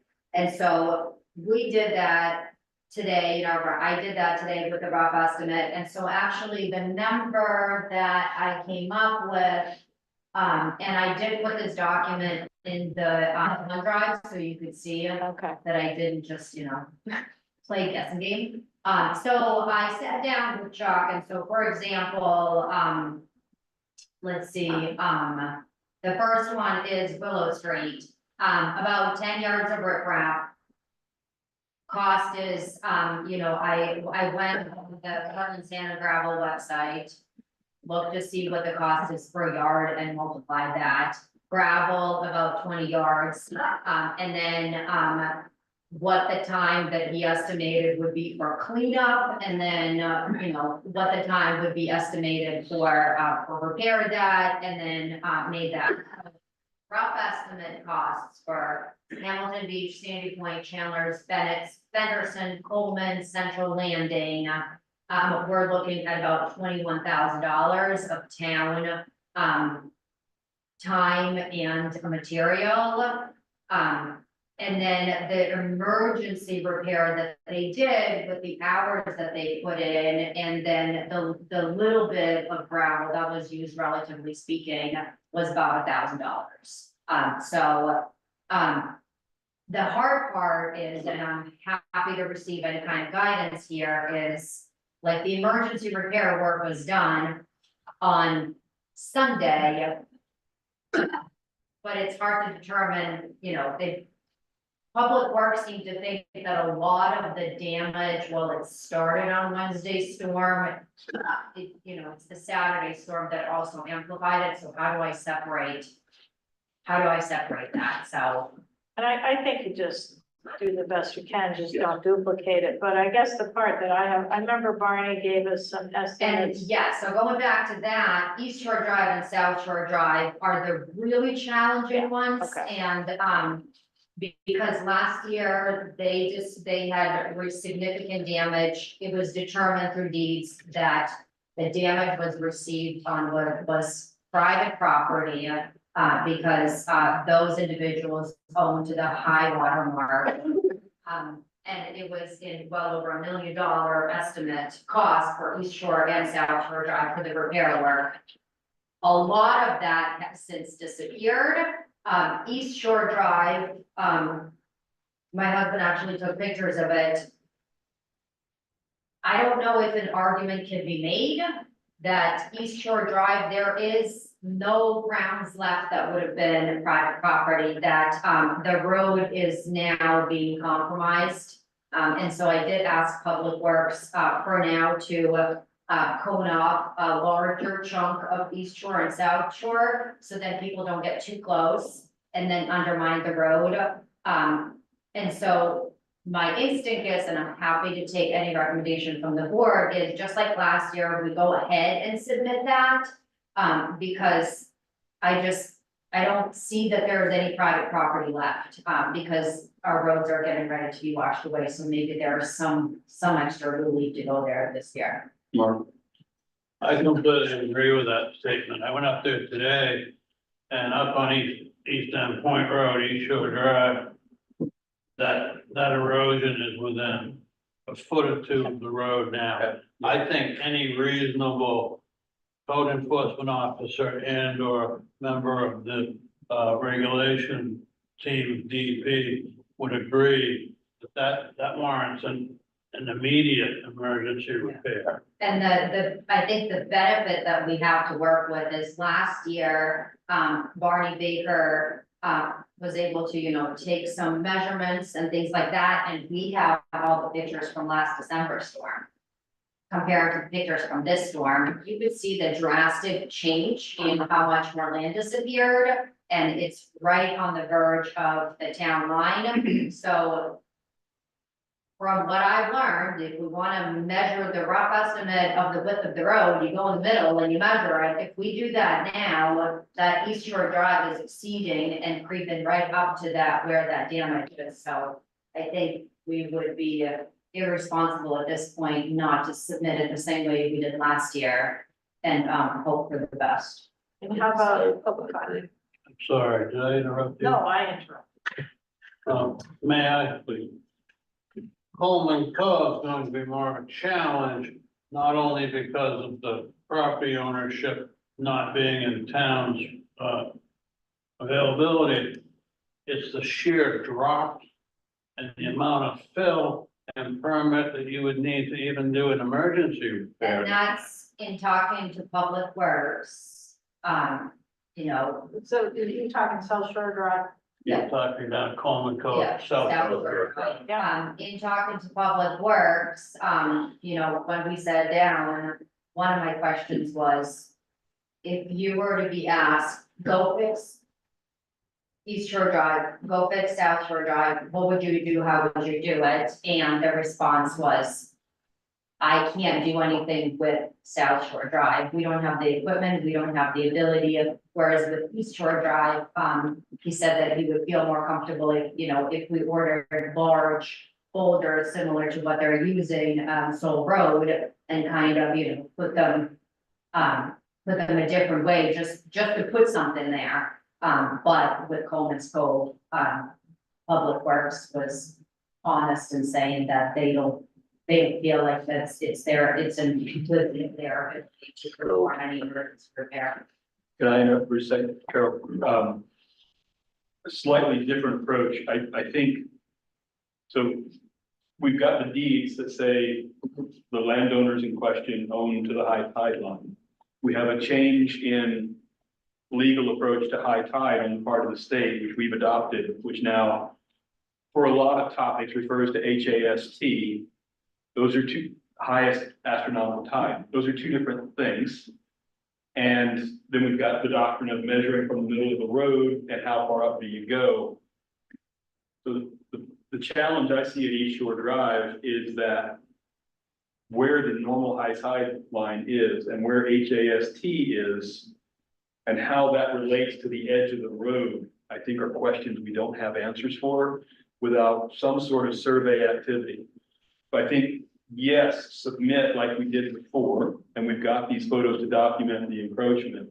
But I think at some point we'll need to consider legal opinions, surveys, and then conversations with landowners as necessary, depending on what's gone and what the legal situation is when shoreline disappears in that fashion. Lastly, before Public Works placed any stones, I would ask that they spend some time. I learned a lot on that walk down with Anderson the other day. We were just there to look at that one little park that the town's working on at the end of Soul Road. But the degree to which they are pinning those rocks in place, so placing very large rocks that are pinned with 10-foot anchors into the ground, and then all the other rocks are in places pinned to other rocks, and they still got moved around. So if we just put boulders on top of that ledge area up against the road, they're gonna move unless we do more than that, I think, and I don't even play a road engineer on So, television. but, I don't anticipate that at this point, any of it is gonna get done, and those two areas are not gonna be touched. Unless it's something that's brought to a meeting and it's made, you know, collectively as a Yeah. decision.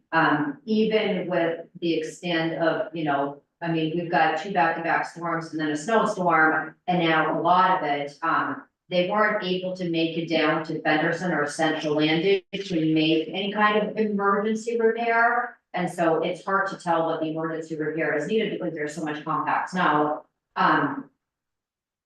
You know, these are preliminary numbers to provide to see whether there's a whole county would be qualified, but I would be more comfortable, even for any of this repair to go forward, to bring it back to the board for a collective discussion and say, okay, do we want Public Works to commit a day or two to go repair Willow Street the way it was, or Central Landy or something like that? And that's where the damage and the extent of the damages, combining these, numbers and costs is one thing, but if the board wants to even, I mean, I understand that I'm back to be the road commissioner, but I'm not making that decision Right. without a board, Yeah. board decision, because, you know, in 3 weeks, we might have another storm, and then you wanna spend $20,000 out of taxpayer funds to fix those roads. But then again, a lot of those are not accessible very easily right now, so.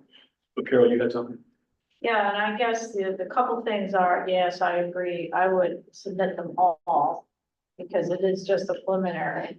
I wouldn't, and so the other thing would be to make sure we have photo documentation, and at least, you know, maybe there's some places that aren't, that are screwed with the snow, but if we get a melt out, get some more photo doc. I think really making sure we have photos of every single site we've repaired prior and after as much as possible, and even if it's only after, because we've already had to prepare, whatever, you know, but I think we just need to have our ducks in a row on that, given the, I mean, after going through the process last time. And then probably before we do anything on either South Shore Drive or East Shore Drive, we get some advice on our alternatives for this whole, you know, maybe we can get a contract we can get a construction easement from the property owners that shows, you know, sort of we had to deal with this, and, you know, there are options out there that we could explore that might strengthen our position should we ultimately become eligible for funding. So I think we should, you know, kind of go systematically through that and not make the repairs without at least understanding the whole, because that was a little bit of a roadblock last time, the ownership issues. So there may be some creative ways we can resolve those that would put us in a better position for reimbursement. Because ultimately, though, we are gonna have to fix those, whether it's with FEMA money, or, and there is a separate program called, you know, hazard mitigation funds that we could pursue. But again, we'd still have to have the ownership things resolved, so. Then I guess the very first question I had, though, I mean, I'm assuming that anything that was in imminent danger has been addressed. It's, based on my conversation with Public Works, yes. And is there any place, I heard you, you know, mention East Shore, South Shore Drive, about the cones, any place that you don't want people accessing at all? You know, I think that, this is where I'm wishing you guys still were the road commissioner. You know, places like Willow Street, I've been down there, I walked there a lot. That road is in really bad shape. I would almost say you take precaution and block off or put cones in as many places as possible. There's no guarantee that those cones will stay if they're wind. But I do think there's, you know, there are a number of places right now where they might not be the safest. So I would recommend that we are pretty conservative, and you might consider something like sawhorses or something, you know, more like a barricade. That we could use that isn't gonna I mean, I know there are people still driving down Hamilton Beach, you know, to where they can stop, but is that impacting the integrity of the road by that weight being, I don't know. I would be inclined to be conservative and just, for people's own safety, they don't need to drive there. I mean, right, What I'm most concerned about, and this is where I would like to seek a legal opinion, is what can we do with as bad of a shape East Shore Drive, South Shore Drive? You know, I think less people are driving up and down that street. But, you know, if anybody gets too close, so I would like to almost seek a legal opinion to see what can we do, because it is impacting, you know, a dangerous area, so. Yeah, and I think I saw somebody's hand in the public. We want to get to that in a second. We could, but yeah, Mark, go ahead. I would suggest considering a temporary guardrail that's consisted of either wood or galvanized product. If it's going to be a long period of time before either anything's done at East Shore Drive or anything's done at South Shore Drive, I would consider trying to see if we can install something that is a, you know, pressure treated wood, galvanized guardrail, something right up against the side of the road as close as it can be, that allows for passage of vehicles and winter maintenance. It's a lot better than a piece of tape and a couple of driveway markers. It might save someone from going over and buy us some time. So a couple of posts and a chunk of PT just to keep people from driving. I mean, it's not gonna stop a truck that wants to drive over the edge, but it'll keep people away from the edge more than a piece of tape and be more durable in the wind. I would ask one other question. Are there access points that we want to go ahead and, under the doctrine that the DEP has given us, go ahead and make repairs to get them back? I won't say to where they were, but close to where they were. And the two I would bring up are Bennett's and Willow, both in the interest of safety. So at Willow, for example, I would consider eliminating traffic going down that road except for the people who live down there. And have parking be up on the road, not unlike what we had to do with the Hook. And then having Public Works remove debris from down there that could cause a hazard to pedestrians. Have them put stones that act as steps, the way they did 4 storms ago down there that served as steps for a few months. Is the board interested in moving forward with any kind of approaches like that on any of these access points? I'm not talking about East Shore and I'm not talking about South Shore. Carol. I guess, I think eliminating any serious hazards is really important, particularly East Shore and South Shore.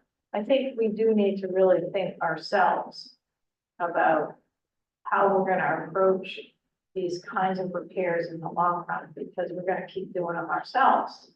And so I think we may have to, I think we need to figure that part out, and we're in, you know, we got a lot of companies, you know, a lot of towns in the same boat, and I think it might be that, you know, we don't do anything other than what we need to do kind of immediately to make it safe, and then we kind of listen to the guidance. I think that we're gonna be hearing that kind of guidance coming from the state, so my kind of gut reaction is let's make them safe, either by blocking them off or doing the minimal amount we have to make them safe, but not make a big investment on replacing stairs and things, and then see where things go. Okay. Mark. I agree. Putting a lot of money into the bottom of Willow Street at the base of Hamilton Beach is not going to stay. No. Nothing that you put down there is going to remain in a big storm. But I'm not interested myself in blocking that road off from people going down there right now. It doesn't look unsafe to me as far as driving. walking's a bit treacherous to get down the beach, but just sort of, you know, we made our own path again through the snow. So, Yeah, I don't wanna see anything like blocked off or anything like that. I think people. What about like a public notice? I mean, we have, I think it's been a number of months since anything on behalf of the town has been on council, but I think the deadline is on Friday or Saturday. It might be a good opportunity to maybe focus on, instead of the typical, these are the office hours, this is transfer station hours, but just have a write-up from the town, saying, you know, the town's working on preliminary costs to submit. In the meantime, emergency repair has been done, debris cleanup is taking place. The town is trying to come up with, you know, with a solution to how to handle these. Please be cautious.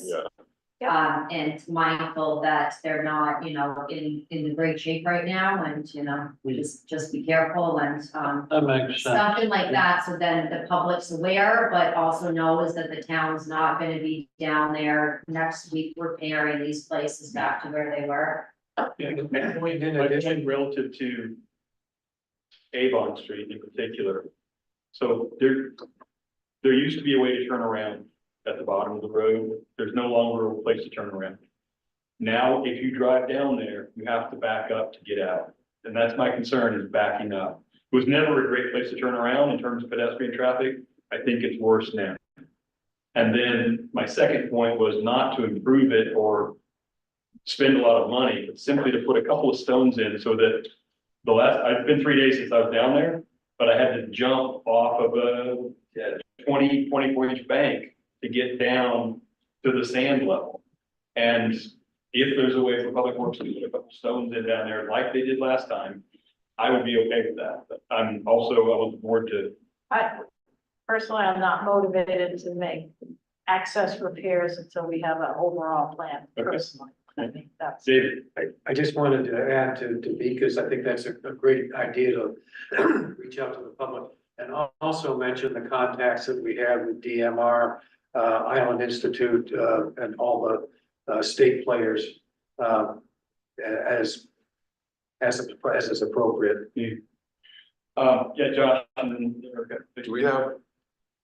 Well, I don't know if you know this, Vika, but do we have stones available that are here that they could use that wouldn't have to like order stones and stuff like that? So You mean like riprap, like, yeah, for like like Bob was saying. And stepping stones. stepping stones,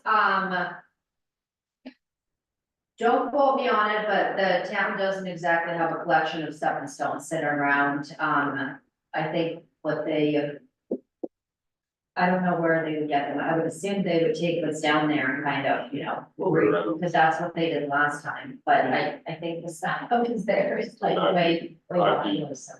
I'd be fine if it's something easy like that to help people walk down there that don't have the ability. I personally would say go for it. There are 2 4-foot by 2-foot by some thickness, very beautiful slabs of concrete that were exposed.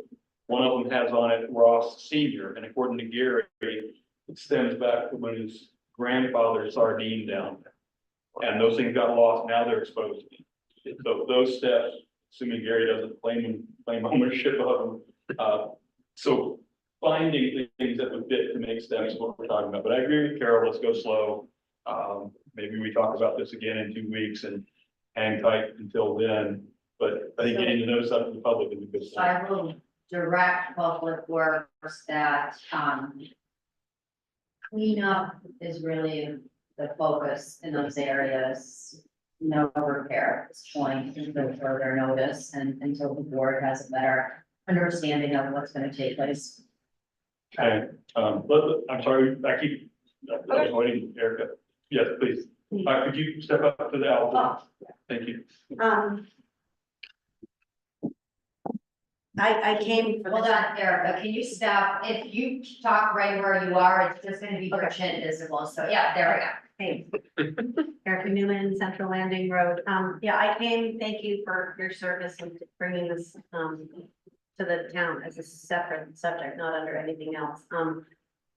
I think we're in a state of emergency. This is a storm of 100 years. And the governor just put out a press release about following up on the Allen Institute. My understanding is that it goes from municipal to county to state to federal. So town, county, MEMA, FEMA. But then on that call, they were talking about having assessments that are so time sensitive. One of them's doing the 18th, one was the 23rd. I'm wondering how you all are working as a team, as the selectmen and the beacon. I know you had mentioned earlier that there's a contingency budget. In the budget, there's a line item called contingency. Wouldn't you want to have an expert come in and not guess? I mean, I understand that the first response is safety. But this is hitting the island so hard, and in the whole discussion just now, I don't think I heard one mention of the stone pier. And I think a letter to the public's really important, because I think some of the confidence of the town has been, that its residents are shaken. This is a really big thing. We haven't heard anything, and no one's really talking about what happened with the stone pier. Was under. We did mention the stone pier. So the stone pier, the cost of emergency repairs to the stone pier is one of the costs that will be submitted to MEMA in this first round of data that we're sending to them. So someone came after the storm to assess the stone pier, We're they're using using it. the old report. We're using elements of old reports in terms of cost of doing chunks of work that need to be done to repair the current damage. Separate from that, there is an ongoing project that the whole aspect of public safety, parking, and sea level rise relative to the stone pier, but that's a longer term project. Will any of that information be updated for these storms? Yes. And by the 23rd, the next deadline is the second storm, I think is on the 22nd. I'm just wondering if you would bring in an expert to make the impact statements. One's doing the 18th, one's doing the 22nd. And my understanding was very, very different about the time sensitivity of what we need to do. I would think it'd be hard for a volunteer board and one staff member as a public works to assess what just happened to the island in time to be in line. That's what I've met with Public Works twice and with help from some of the board members, those are the numbers that we're collecting and the deadlines for the 18th and the 22nd. The 18th is for the Wednesday storm. Right. 22nd is for the Saturday storm, to provide an assessment of the damage that was, done. And then based on those assessments, the Maine Emergency Management Association will collect that information to then determine what, and then that's how it gets passed down. So once we submit that information, that's based on our estimates on the municipal level. They will make the determination whether they need to bring expertise here to then assess whether our assessments are accurate enough to move it forward.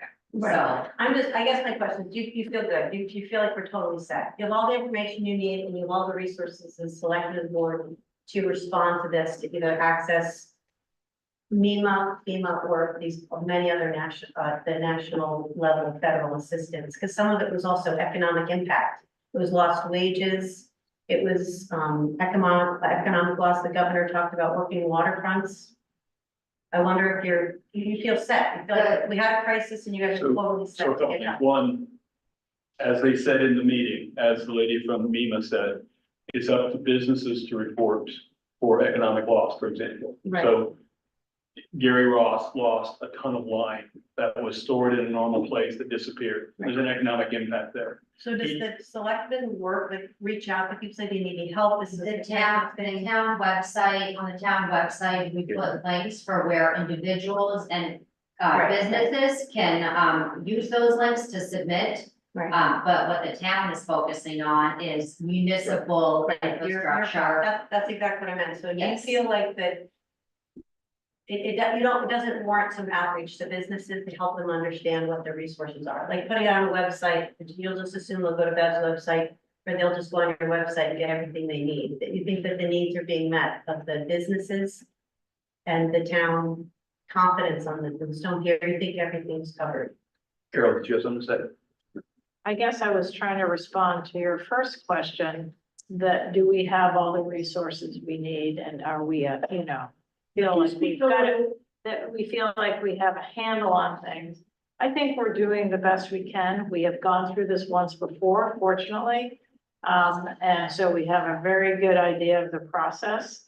And, fortunately, I mean, in that case, we didn't receive any funding because the county didn't qualify. I'm hoping this time the county will qualify.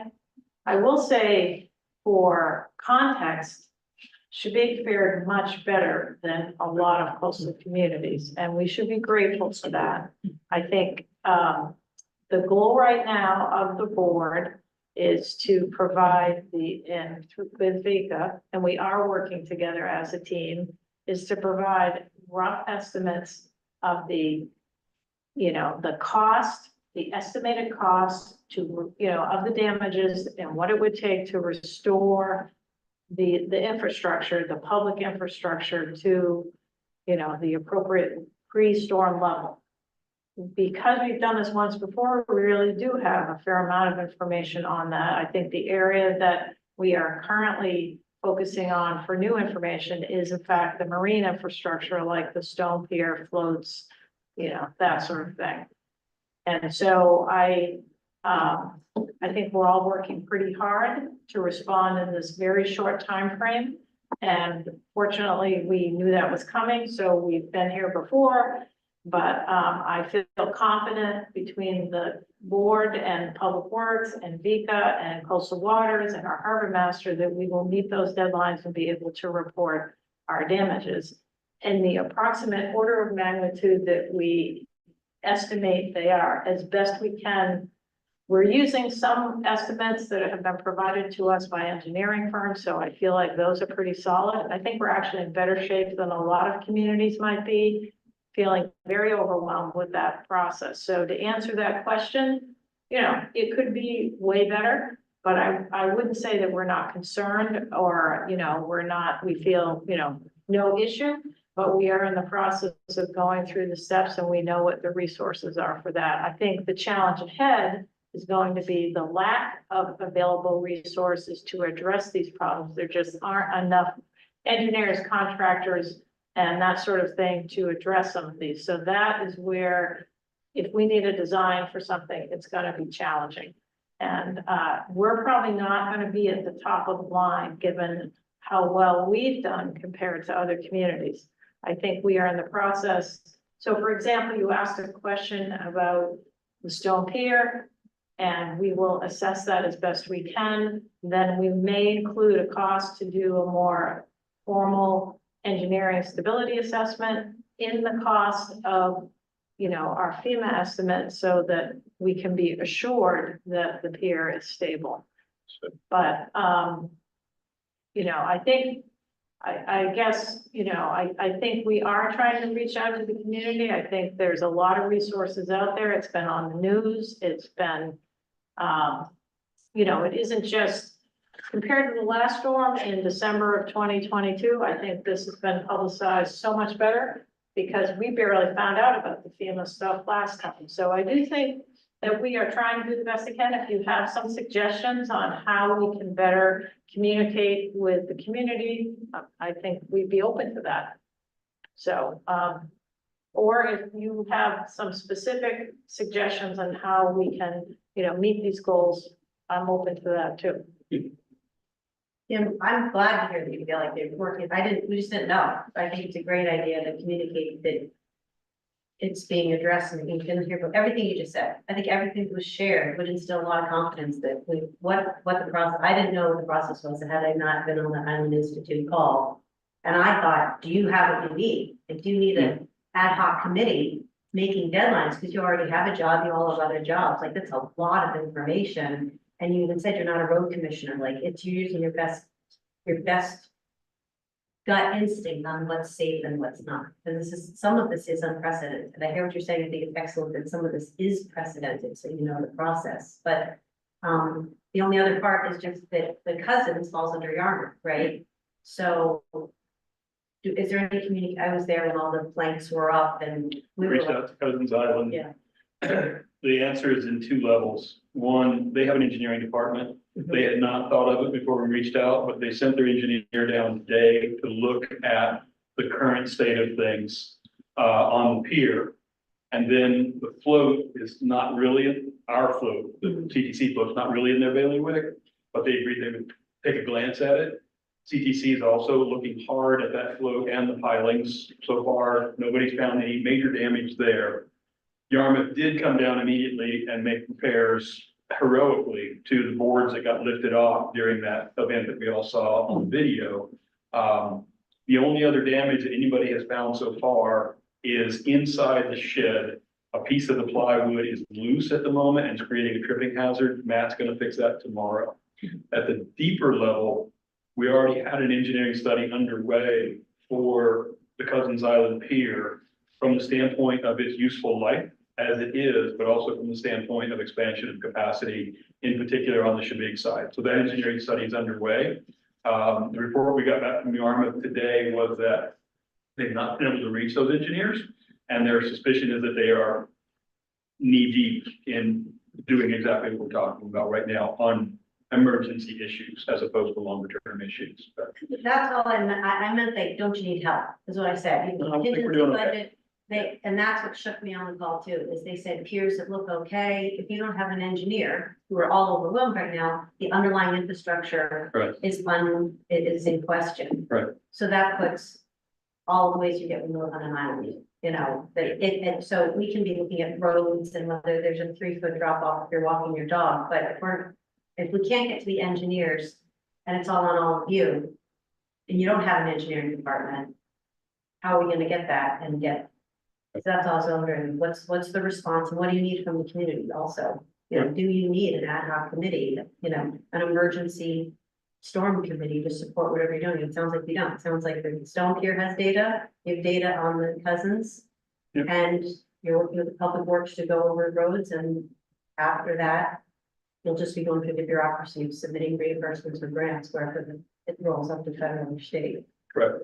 Well, Please. the process right now is really for the counties to qualify for federal disaster Right. assistance. It's not really, we're not stuck with these numbers, you know, these are just ballpark numbers so they can figure out. I think it's highly likely the majority of the coastal counties are gonna, you know, make the cut and we will probably be eligible. Then we really have to refine those estimates. Then we may have to get some engineers in here and to help us really evaluate it. I think we have means probably better than some, and I think that we can look at the Stone Pier and see if we've seen any changes. It's a different kind of structure to evaluate than a wooden pier. And so, and it may be lucky for us, but there is some just basic degradation that's probably occurred because of the storm. But I think we're doing our best to make those estimates. I think we all have the goal to make sure everything is safe for the community. So does CTC. You know, so I think, you know, and if there's an engineer in town that wants to give us a hand, we won't say no. I think Carol's point, primary point of the whole conversation is that right now, what MEMA is looking for, what the state is looking for, what the counties are looking for from individual towns is rough numbers to generate an idea of the scope of the issue. Then it'll be up to the counties to qualify from a scope standpoint. Hopefully this time we do. At that point, we start moving into preliminary engineering studies for the actual solutions. There's gonna be a lot of demand for those resources, but fortunately we have relationships with some of those resources in terms of local engineering firms and also in terms of the people who are working on stuff here. But thank you, good questions. Yeah. I sent some emails, late this afternoon. Jackie, can you back up, please? Your chest is the only thing in the camera. Yeah. Thank you. How's that?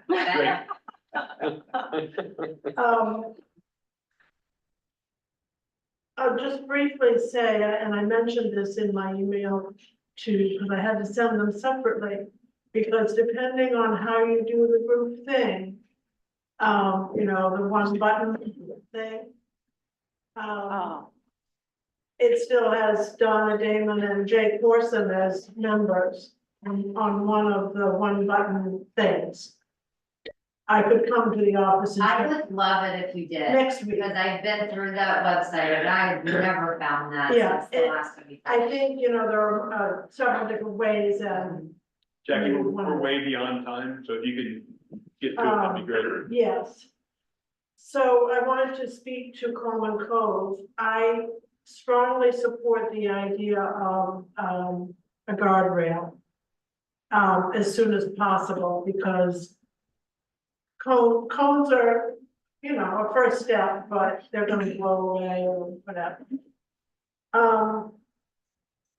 I walked on the beach, not all the way over to in front of, Anderson McCollum, but, I sent some pictures to you all.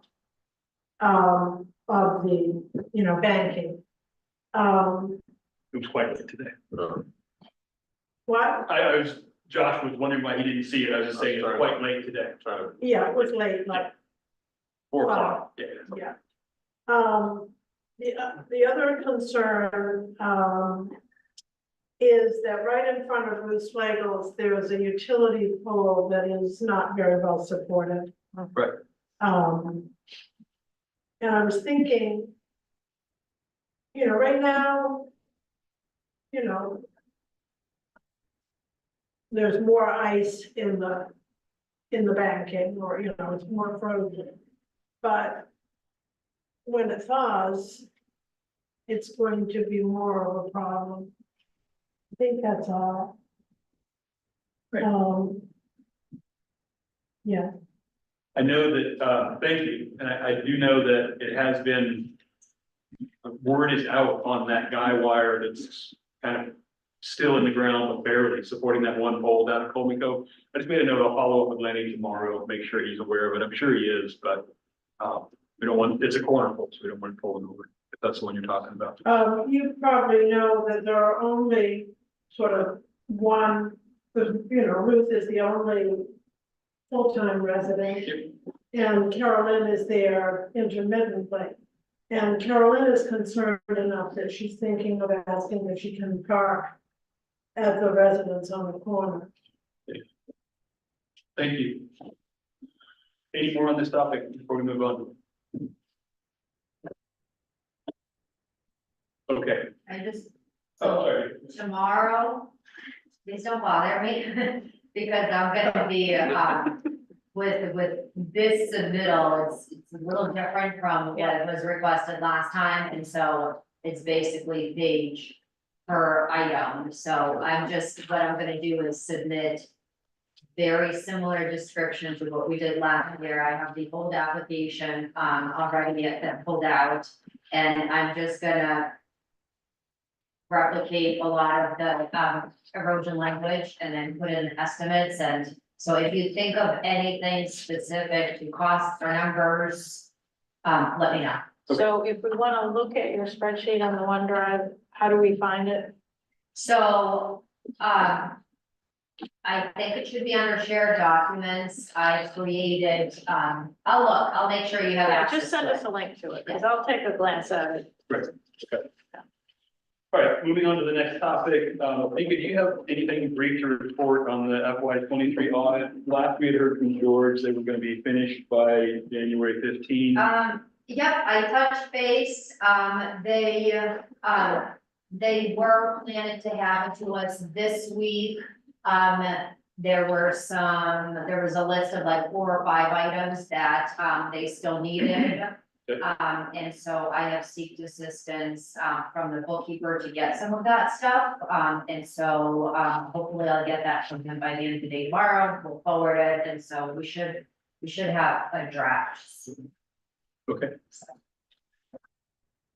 All right. Item 5, other business. Anybody from the board, other business? I will point out, we have a very full agenda for our executive session. So I'm thinking about if there's anything on here we can drop. I guess we're really not. Other business with funds going place. Well, I guess I think just quickly, I'm hoping that we'll submit a grant to DOT, and I haven't sort of thought of this recent events changed the. You know, I don't think so. I did connect with Weston and Sampson and. Sam is willing to help me put that together, so the deadline is February 2nd, so it's coming right up, but I think we should. A That's the grant plan. for, A grant, a DOT grant that would, right now, I think we're looking at the stone pier for coming, you know, trying to get closer to the 30% design, so we could then apply for a brick grant, which is you know, much more money. Yep, thank you. Okay, thanks. Other business? Okay, communications, Vika, anything? You and I received communication from Coastal Waters. Yep. They, have, submitted information in terms of ordering a float. If you recall, there was a grant that we received, to cover the cost of that. And so they just wanted the board to be aware, and want to place the order for that, and so we need to issue a check for $7,000. And so unless the board wants to look through that information, I'm happy to provide that for you, but my goal was to sign it and then issue a check in the warrant that we're hoping to have to you today, but we all had to leave early today because they shut the power and internet off on us. So we'll have that available tomorrow and Friday for you to come in and sign, but that's happening, so we'll have, once they receive the money and my signature on the application, then they'll place the order for the float that Coastal Waters worked on, so. And there's a grant coming later, there's grant money coming later. We, I think if my memory serves me right, we already received that money and that money is already sitting in a general ledger. I think we have like 4 or 5 grants right now, and I think that's one of them where the money came ahead of time versus being reimbursed. So I think we already have the money. All right. Other communications that you had? The only other one that was worth mentioning that should have probably been mentioned was, with the erosion discussion. It was the communication that was received from Sarah Hopkins about, the road. Okay, Mark? Bob and I received a communication from a resident on Saturday during the storm. And it was about, the culvert area on Roy Hill Road where the pond runs into a culvert. So I went up and looked at it with the resident, and I looked through the culvert, and just so you and Public Works know, that culvert's broken right in half under the road. And it probably needs to be replaced with a plastic culvert. It's an old galvanized culvert, which I would rather not be installing myself with taxpayer money. I did mention that communication to Public Works, and they Okay. said that it is on the list of many culverts that need to be replaced. Thank you. Back to the Hopkins letter, do you have what you need to reply to that, Vika, or? Yes, I think so. I might touch base with you just for thoughts of it, but yeah, I think so. Any comments from the board on the letter that came from, Mr. and Mrs. Hopkins? Mark? So I went and looked at the culvert, it's completely clear all the way through. I think it might have just gotten overwhelmed, but I'm not sure. That there's nothing in the culvert at all. It's a beautiful smooth bore plastic culvert. And Carol? I was just gonna suggest that, you know, we send the board a draft so we can read it before it goes, because I think the letter was sent to. Yeah, that'd be great. she did say that in the email that she sent a paper copy, so in line of timeline of other things, I'm gonna wait for that paper copy Yes. to arrive, and then I'm gonna respond to the official paper copy, so. Yeah. You won't see it, in the next day or so. Okay. The other communication that I had was actually from Donna.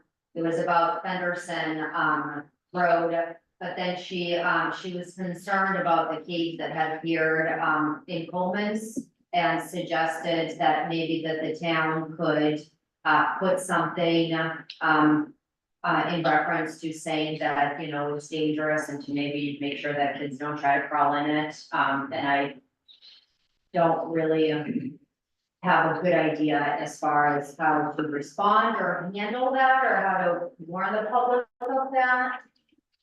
Carol? I think your suggestion that we have something in the calendar is a good way to address it. Just And the you could even- overall, please be Right, and I careful. think you could also post it on the website, just say, storm damage, just a couple sentences that people should be Okay. careful around storm damage. Please stay away from any fragile banks. Blah, blah, blah. Sounds good. I also received a letter, I think it came to the entire board from the Drews. And we can talk about that, in executive session. It's a personnel issue. It was a recommendation, in terms of budget, but it's also a personnel issue. So we'll talk about that later. Anything else? Communications? All right, moving on. We're looking to approve, there's a typo on the agenda here. I believe we're looking to approve first the minutes of December 2023. So move. Motion by Mark, is there a second? Second by Josh, any discussion? Carol, okay, all in favor? Sorry, jump the gun. And thank you, that's unanimous. And then also the January 3rd minutes. So move. Moved by Mark, second by Josh. Any discussion? Thank you for the corrections, by the way. All in favor? Awesome, okay. Items to be placed on a future agenda. What do you have, Leah? Solar array discussion is an absolute, because the board really needs to make a decision what they want to do with that. Is that a time sensitive? So the company has reached out and contacted me, and we were waiting on, the kind of the gathering from, what's his name? Steve Hitchman. Yeah. And so he did send that to me this week, and so I kind of want to share his findings with the board. And then based on that, We'll shoot for we'll shoot for February 7th for that. Okay, what else you got? dredging update. Yeah. Anything else? I think it will be whether there's any update on the storm damage. Storm damage update. Yep. And then we've got an ongoing list of items that are longer term that is on a spreadsheet that you and I work on. Okay, if that's it. Would entertain a motion to adjourn the meeting, the public meeting. So move. Second. Second by Josh, moved by Mark, all in favor? Can we adjourn the public We need meeting? to make a motion to go into an executive session, then exit the executive I session. make a Then motion. you Yeah, that's, but I thought Mitch said. I make- don't adjourn the meeting. Mitch No, we said have you to need still to be in public session before you go into executive Right. session. Oh. I thought you had to close the public session before you. No, No, we're in public section, yeah, you motion into executive session, then motion out. I make a motion to go into executive session. concerning Josh. Pursuant to one MRSA 6A personnel matters. Thank you. I'll second. Second by Mark. All in favor? Thank you, thank you, thank you. Bio break.